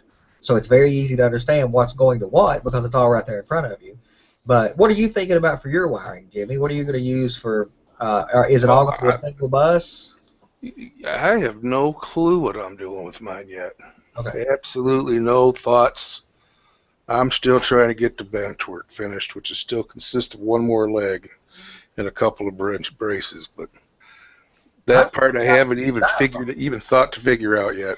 Oh, I understand that. You got styrofoam left, and then track road bed, and then track work. And you got several steps before it's a big deal. But well, I need to get started on thinking about the wiring because it would be easier to drill the holes through the bench work before I lay the foam on top. Yeah, you might ought to drill a bunch of 1-inch or 2-inch holes or something so that you can fish wires. Yeah, I hadn't thought about that. Well, and then I could run my main bus without having to climb underneath the bench. And yeah, but you got to be able to get to that bus, man. You got to be able to get to that bus to add feeders as you need to, or to figure out. Well, right. No, I agree with that. I'm just thinking. My thoughts. Just pre-thoughts. Well, maybe drill the holes and run a bus, just to at least have that all down, and then throw the foam on top, and then get the track, and then I can start worried about feeders and whatnot. But the bus will be there in place for me. So that's true. If you're going to do that, you're going to have to make that decision soon. That makes sense, though. Yeah, well, my idea is, Jim, because if I can get to this layout, get going on it, it's going to be pretty much about the same size as yours. I'll use black and white for the bus. That's what I do. And I'm going to use black and white for the track feeders. I do too. Black is going to be north, and white will be south. Yep. Now, if black's heading north, how do you know white's heading south? Because I said so. Oh. What about the east and west sides of your layout? Yeah, what happens? That ain't going to happen. So you're just going to... I guess I don't understand what north and south is. Because on your track, you got one rail that's positive, one rail that's negative. Okay. And I hear more people talk about north and south, meaning north being the positive rail and south being the negative rail. Or you could call it the plus and minus rail. I treat them as inside-outside because on DCC they're not plus and minus, they're AC, so they're both basically plus and minus, plus, minus, plus, minus, plus, minus. But you want your outside rail treated as outside. The one closest to the wall should be one color, and the one closest to the inside of the room should be another color. How you doing, Miles? Hey, Miles. Hey, Mr. Miles. Hello there. I Hey. tell you what. Now here's the man y'all pose that question to. Miles, how do you label the rail on your track? Do you label it north and south, plus or minus, or inside outside? Well, model railroaders traditionally label them north-south. And why do they call it north and south? Nah, I have no earthly idea. Because of the plus and minus from DC. Yeah, I have no earthly idea why they do it that way. My rationale was plus and minus. Would it be?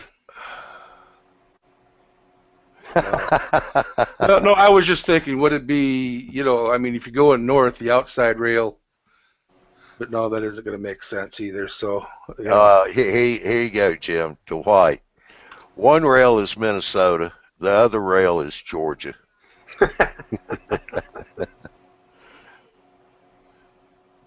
again, then it comes back to my question: what about the east and west rails?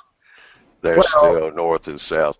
But inside outside is electrically or geographically on the layout. It's the inside versus the outside. It's just that traditionally they've been called north and south.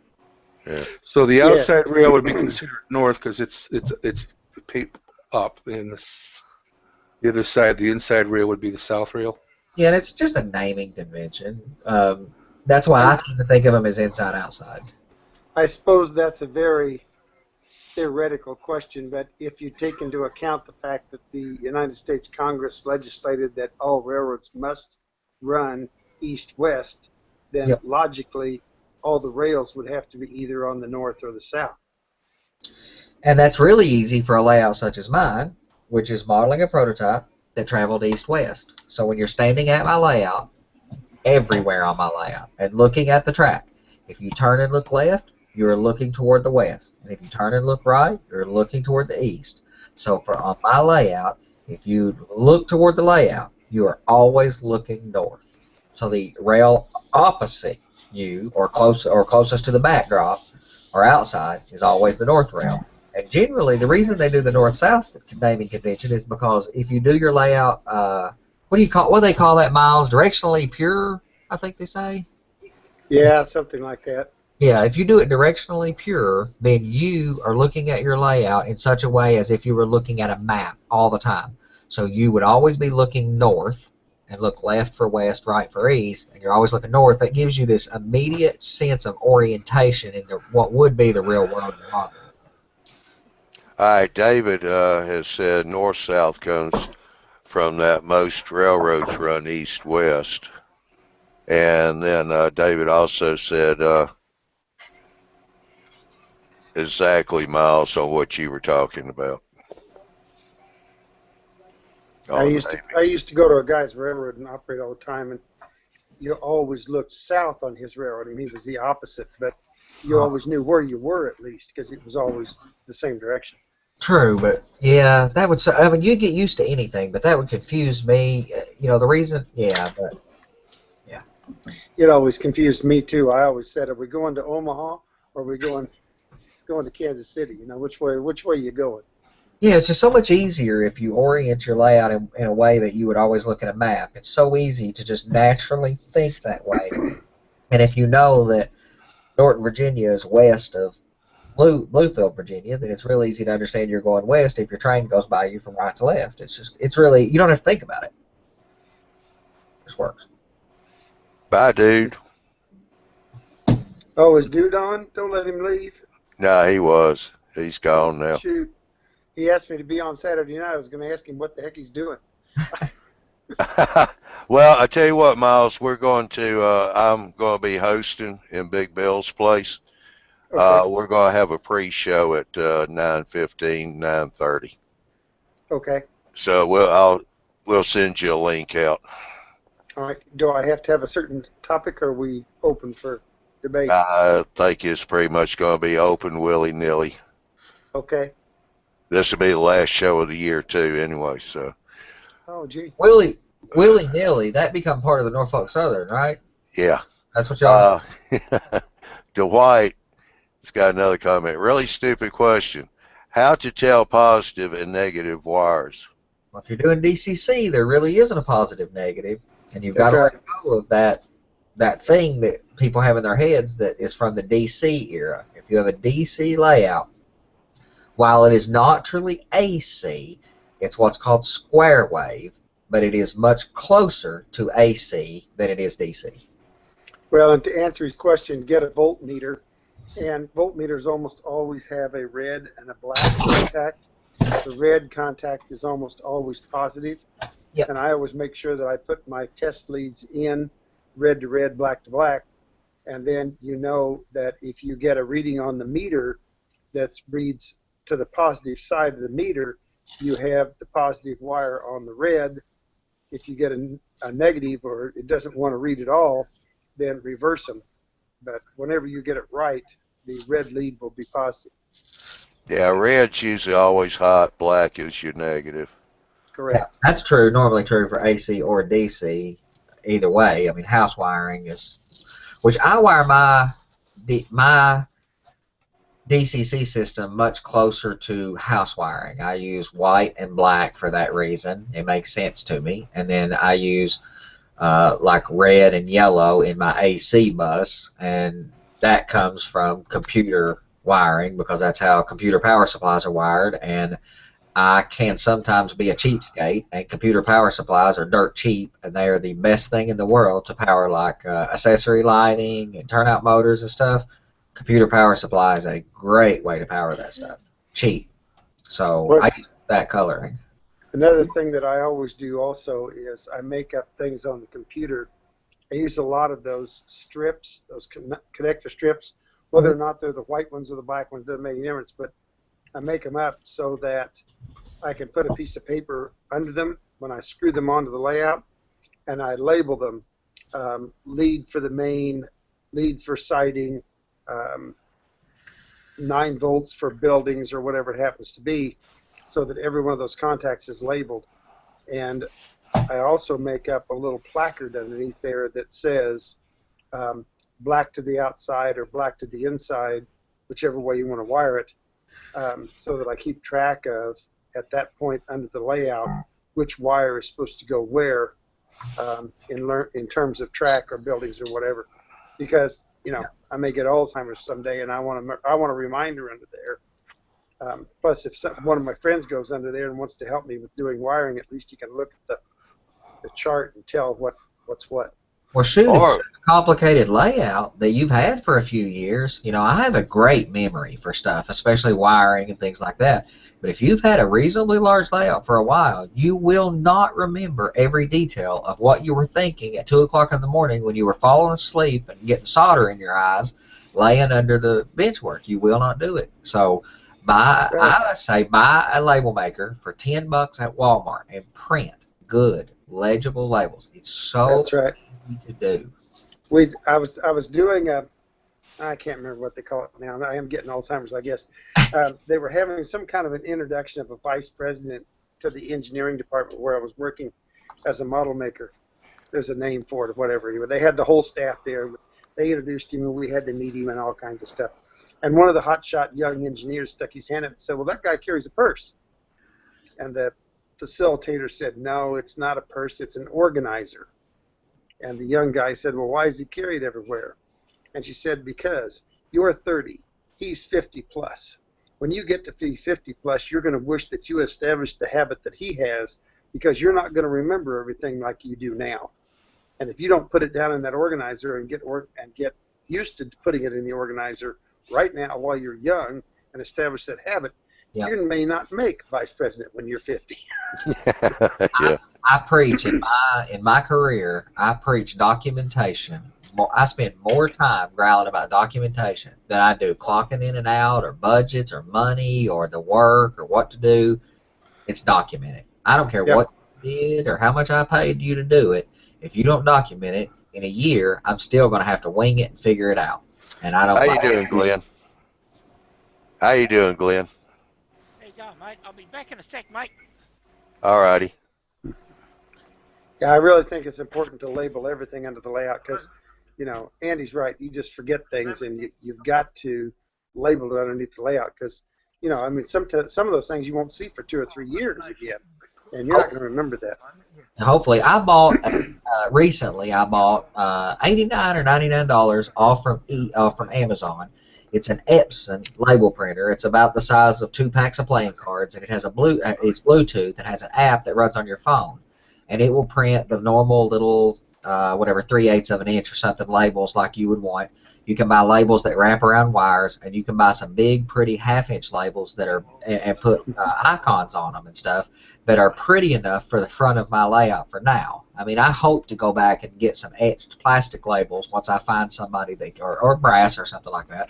Once I find a manufacturer that will etch me some really pretty labels that says, you know, St. Paul, Virginia, west to the left, east to the right. You know, I want some really nice little town labels for my fascia, but the labels I'm printing right now look pretty good for that, and they do wiring and all that stuff, and it's a really nice one. Now it's $90, and you can go to Walmart and for $9.99 buy you a label maker that will totally do the job.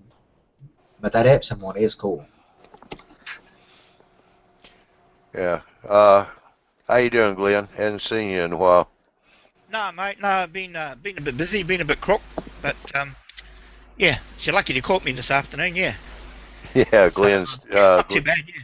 Yeah, Glenn is QR Outback down in Australia. Yeah, you're on the live show here, Glenn. Okay, mate. Yeah. Yeah. I just the link just come up and I clicked on it, and next thing I knew it was in here.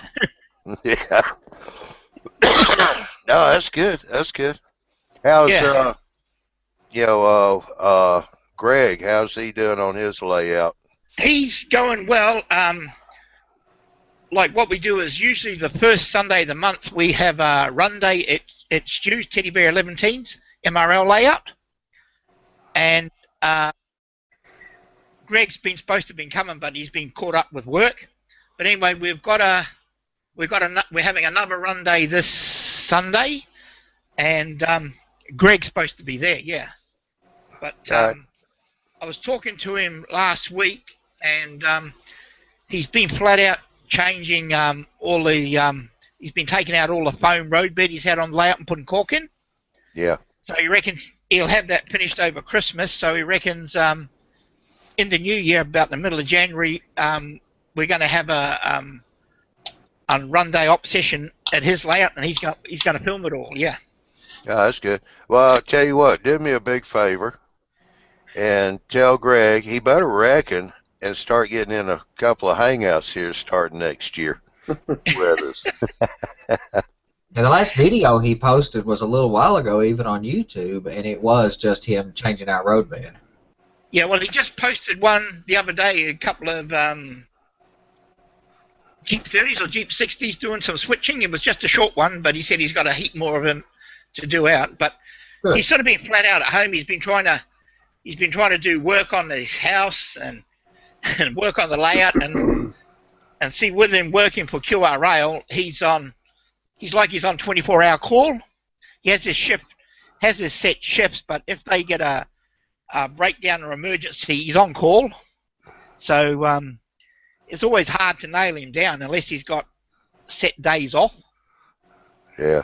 But he was telling me he's got hours and hours of video he's got to edit up yet. Oh, from his trip. Yeah. So he's hoping next year that he can get things a little bit more sorted out and get things edited up, get a few videos on, and start getting a little bit more active, you know. Yeah. I got a comment here for you, Glenn. This is from Dwight. MG, my gosh, Glenn has an air conditioner running. I'll let you tell Dwight why you have an air conditioner running. I haven't got the aircon on here.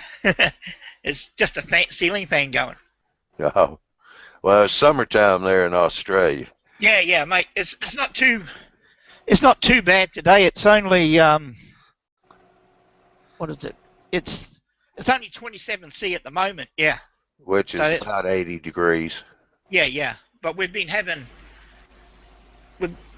a lot of storms the last couple of afternoons. So, but we've had days up 33, 35. We're having 37 the other week. Wow, that's hot. That's getting closer to 90 degrees. That's 37's up over 100. That's like 108 or something. 108, 110. But I'll tell you what, Well, I'm freezing to death, man. So I will take it. So, you working on your layout, Glenn? no, mate, I'm still working on the room. I'm still getting things organised. Because last year I had my daughter move home with her daughter. Yeah. So I had my train room empty, all ready to do some finishing the plastering and painting. Well, they moved home, so I got filled up. That's where you messed up, emptying your room out. You got to keep the layout in there. And how old's her daughter? She's 16 months now. Okay, so you have no problem. There's plenty of room under the benchwork for her to run wild. You just put the benchwork up high. Yeah, well, I haven't got the framework in for it yet. I just got to finish doing some plastering and finish painting it, and then it'll be ready to go. But like I've been over the last couple of years, I've been collecting bits and pieces. I've got 2 boxes of cork underlay. I've got 2 boxes of track. I've got all my turnouts. I've been buying a few signals here and a few signals there. You know, I've been bought a heap of stuff for to do scratch building stuff. I bought a lot of ABS stuff and stuff from China and that. So that sounds. Because I'm going to sort of try and do Australian thing. There's not a lot of kits, so I'm going to have a go at kit bashing a lot of me buildings and stuff. Oh yeah, sure. But what that sounds like to me is that you should have no excuse for not having a layout pretty soon. If you've already got all that stuff. There'll be no more excuses next time. But it's sort of handy. It's sort of handy at the moment because I bought a couple of HO locos, so it's always handy to run up to Stu's place and run a few trains up there.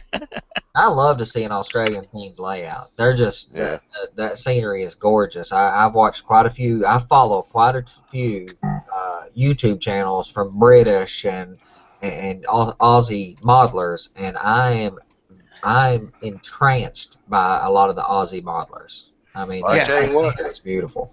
I tell you what, Glenn, you need to check out Miles Hale's website there on scratch building. Yeah. I picked a lot of stuff up from Vinny. You know, we're good mates. We Skype a fair bit, at least once a week, and you know, so I picked a lot of good hints up and ideas. Plus, I've been watching a few of you guys on stuff that you've been doing. Yeah, so I've sort of worked out what I want to do. You know, because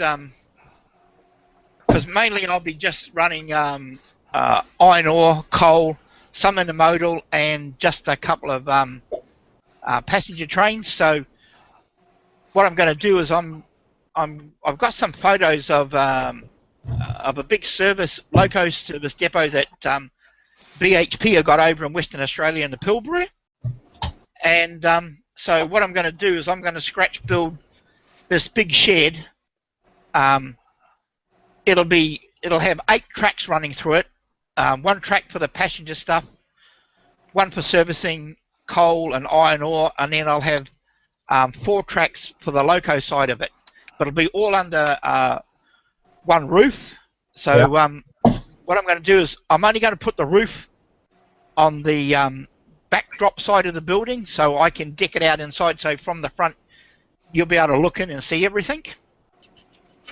Yeah, that'll be good. It's always the problem with a shed, like passenger sheds. You know, here in the States, especially in the 50s and 60s and 40s and 30s, even more so, they had passenger sheds, and that they're beautiful, but they're impossible to operate under. Yeah.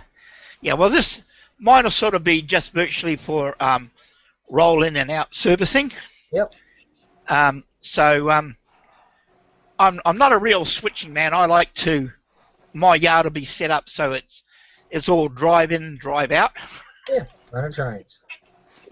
But it's been quite good because Stu's layout, he's got a lot set up to be able to do a lot of switching. So it's been good to go up there and do a bit of switching and stuff. So yeah. Yeah. Well, you have to check out our YouTube Mile Builders live show. Watch the recordings on that. You might I've pick been up a watching few a few of things. those, yeah. So so we're getting there. We're getting there. Oh yeah, that's good. You ever talk to Ron any? Yeah, I haven't spoken to him this week. I spoke to him last week. Well, I tell him I said, hey, I hadn't talked to him in a very long time. Oh yeah, well I used to chat with him every night, but he's just been that busy, and we've sort of got he's on Summit daylight saving down there now, so he's an hour ahead of me. Yeah. So we used to chat at 8, 9 o'clock of the night time. Well, now it's 9 o'clock here. It's 10 o'clock his time. He's usually heading off to bed because he's up at 4:30 in the morning. Oh yeah, yeah. Well, I tell him I said, hey.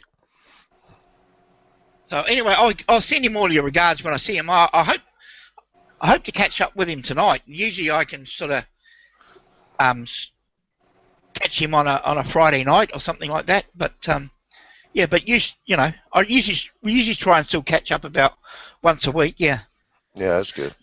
So he's been doing a bit of work on his layout, and he's been building up and lighting up a few trucks for some people. So like you said, it's a little bit extra cash for him to come in, so he can start spending a little bit of money on his layout. Oh yeah. But he's doing some big changes there. Like originally he was going to have 2 levels. On the bottom level he was going to run HO, and up on his top level he's going to run N-scale.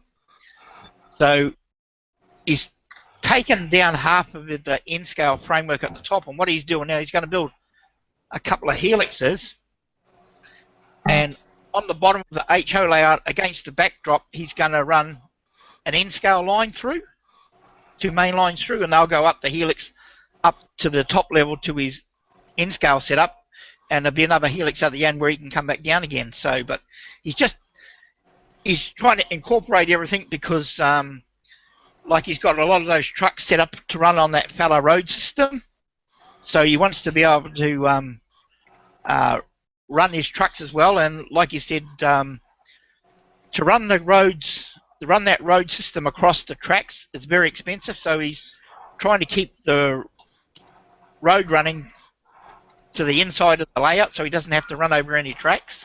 Yeah. But he's got that road system. He's got a lot of stuff. Cool. That road system looks awesome. Oh yeah, mate. Yeah.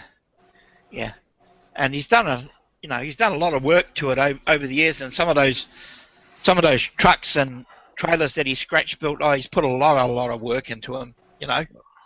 So but like you said, he wants to be able to run them and show them off. Yeah. Yeah, he's got some nice work there, especially all that stuff he lights up and everything. Well, he's just done out there on those road systems, but there's not a lot of YouTube videos out there of people doing that follow road system. Yeah, he was telling me apparently they've come out with a new system now, and it's very expensive. Yeah, it is expensive, the new version, but it's supposed to be a lot easier. Version, yeah. So I think like the new version is sort of more like you can actually control the trucks from like a cab. But yeah, you can set up schedules so they will run along and stop for gas. And have signal lights and have them stop and have other cars go. It's crazy. You could build a layout and not have a train on the thing, and it'd be very interesting. Yeah. So so he's got a lot to do, and he's getting there slowly. One of his uncles promised him the shed that he wasn't going to use, and he was going to put the shed up behind put a concrete slab down and put the shed up behind his house and move the layouts out to that. But I don't know, something happened. His uncle decided he needed the shed, so he had to come back and carry on working inside. But he's getting there, yeah. Just like you said, where he used to have all the time in the world to spend doing all his model work, where he hasn't got the time anymore. Yeah. But Yeah. but he's doing okay. Yeah.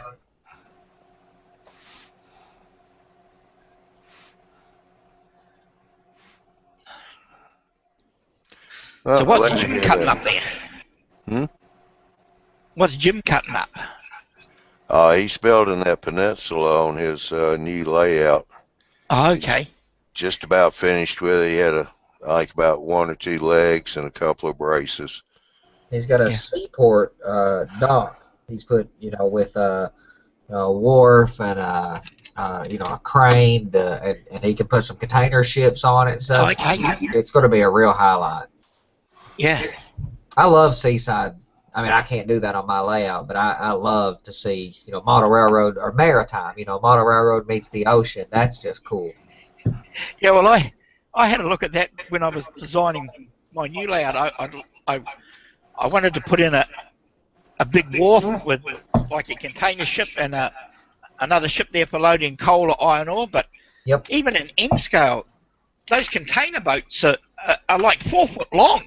Yes. Yeah, and they're like $500 to buy a kit for one of them too. They're inordinately expensive, and then you got cranes.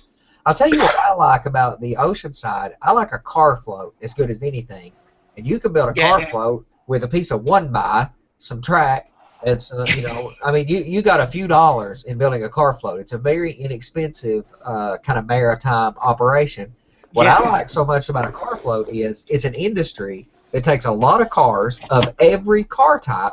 And it's like staging, too, because you can take cars on and off the layout. I think a car float is a marvelous industry. Yeah, it Well, is, yeah. the thing of it is, see, Jim was wanting to use real water and put a couple of sharks in there, too, but White said He was. Oh, that's right. He was trying to integrate his fish tank and model railroad hobbies. Well, I got a 100-gallon that is it's called a 100-gallon breeder tank. So it's deeper than a normal tank is, and it would fit just under this half of that island. So I could put the frame underneath there and the pumping system underneath there and go ahead and do a real salt water. And I would have my 2 hobbies, well, one of my several hobbies, Well, kind of combined there. Integrated. They would be integrated, but an SD40 at the bottom of a fish tank is just not a good integration of the hobby. Well, things have happened in real world. I mean, we're talking prototypical operations here. So if you're going to have a car float, you should have it on real salt water. Yeah, sinking SD40. Not just blue paint. Let's do prototypical. I'm hardcore prototypical, okay? I'm hardcore prototypical, and I have never thought about buying miniature sharks for my layout. Well, you don't buy a miniature, you buy baby sharks. Yeah. When they start to grow where they look, they're not prototypical to a great white that's 20 foot long. Yeah, then you let them loose in the local lake. Well, you take them down to the hobby shop, and they swap you for the baby sharks all over again. So you have to rotate your sharks, but... Well, the White said steelhead, but if you put steelhead in there and dude finds out, he'll be over there trying to catch them. Yeah.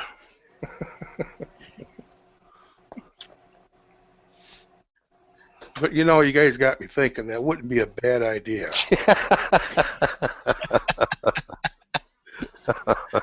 And I would have a one-off here that no other model railroader has thought of, or at least actually put it into practice. Yes, you're right about that. And I have the tank. I have to go buy that. Listen, there's several things that no model railroader has done before. There's all kinds of things out there that no sane person has done before. You're right, but that don't make them ideal to do just because it hasn't been done. I'll give you some points for creativity, Jimmy. I will, but... Well, I have good... I got half the equipment here already. All I got to do is buy the fish, basically. And it's entirely creative. I'll give you some, like I said, I'll give you some creativity points, but I just, I see that, like I said, a sinking SD40 is, Well, then you're careful with your operations. You know, I mean, stop and think twice before you put it in reverse. You have to set aside some time for extra maintenance because of the saltwater corrosion. It's like, what are you doing today? Well, I'm on a railroad and fishing. How in the world are you doing that? Well, I'm running a train. I got a DCC throttle in my left hand and a fishing pole in my right hand over here at the peninsula. Well, no, you don't want to fish these. They're too expensive. But you could. But you would be catch and release. You would be coming in the water though, you know, to feed them. So. Right. Yeah. I'm switching out an industry while I feed my sharks. Well, the dock workers, you know, it's their lunch break. Again, I'm all for a prototype, but I thought I took things, and I'm really bad at taking things too far. That's fun, Jimmy. I dig it. But see, you'd have the problem then if you ever went to Jim's place for an op session, and you upset him, you could end up in the bottom of the fish tank. You know, generally speaking, there's not a lot of what would you call them? You know, professional. You know, there's not a lot of chance of getting hurt at a model railroad operating session. Okay, you don't get caught between KD couplers and lose a leg or something. Okay, you got that going for you. But if you say you went and operated at Jimmy's house and got bit by a shark while trying to run trains. Well, and if you did derail one of his favorite SD40-2s, you'd have the fear of wearing the cement boots. Yeah. So now we have a model railroad with saltwater and fish that's run by the mafia. Well, then Big Bill would be comfortable if he come over for an opception. Yep. He can run an SD40-2 and make you an offer you couldn't refuse. That's it, see? But see, Jim, if you put salt water in there, mate, you'll have to change all your locos and start using brass ones. So if you drop them in, you can take them out and fix them up. Yeah. Brass locomotives do good. Dwight has got a comment up here. Say, before we sign off, I would like to say Merry Christmas to all and Happy Holidays. To you too, Dwight. Merry Christmas, and to everybody listening. Take care, Dwight. Christmas. Everybody gets a lot of trains. Yeah, if Greg turns up to this op session on Sunday, we're going to do a combined Christmas video, which should be a bit of a laugh. Yep. Get Lord Stan there as well. Oh, that'll be good. That will be good. All right, Dwight's other comment here is now, and thanks for a great year of the YTMB. You're welcome, Dwight. It's been fun doing it. Yeah, Johnny's worked hard, man. All his hairs went gray. I mean, look how hard that man's worked. I'm not saying a word. Yeah. Well, Merry Christmas to everybody. Merry Christmas to you and Fran too, Miles. Yeah. Merry Christmas to you all, and I hope you have all a good New Year. And it's not too cold for you. Yeah. Well, we'll just come down there to stay with you, Glenn. Yeah, because it's too cold for us here. It is. Well, here in northern Michigan, we haven't been too cold, so I'm not looking forward to leaving anywhere quite yet. But an hour north of me did get 4 to 6 inches, or getting 4 to 6 inches tonight of snow, of that white fluffy stuff. Yeah, thankfully we ain't got no snow, but man, we've had it. The thing is, it's been so crazy. I mean, I've went out. It's been 37 degrees on one morning. And 2 days later, it was 67 degrees at 7 o'clock in the morning. Well, I got an email this morning from a friend of mine. He's a truck driver, and he's in Wyoming somewhere, and he's been stuck there for 3 days because I-80's closed or something. Yeah, they're bad to close the interstates when the weather gets so bad up there. Yeah, but he said he's been stuck there for 3 days. Wow. Well, somebody's getting the bad winter weather then, but we're getting it. It's just getting sporadic. It's just sporadic. We've had a lot of too cold days, but we've had a few 70-degree days too in the middle of December. It just weather don't make sense to me anymore. Yeah, well, it's El Nino, but Dwight said below zero in Minnesota tonight near Troy and some snow. El Nino, I know her. You used to date her, right? Yeah, I'm telling you, don't mess with her. She's out there. She's got big brothers. You guys, yeah, they'll beat you up. Don't mess with her. Well, I'll tell you what, it's been fun, but it's time to bring it to an end. It's been real. It's been fun. It ain't been real fun. No, we've had a good time tonight. It's been a firecracker of a show, Johnny. I'll tell you that much. That's for sure, with dude. Yeah, it's been all over. We kind of confused the viewers here tonight on exactly what kind of show this was supposed to really be. So I tell you what, I want to say thank you to the viewers here. Andy, Glenn, good to see you. It's been a while. Hopefully we'll see more of you in 2016. And Merry Christmas to you and your family. Thank you. Jim, good to have you in here again tonight. Thank you. Miles, always good to see you. Thank you. Randy, good to have you in here for the first time tonight. Maybe you'll join us a little bit more next year. You're on the panel or either in the Q&A, whichever you want to do there. Dwight, let's see, we got one more from Dwight. Yeah, thank you, Dwight. I appreciate that. He was thanking me for what I've been doing here. So, Jim, you want to do an after show or? Oh, yeah, I can do that.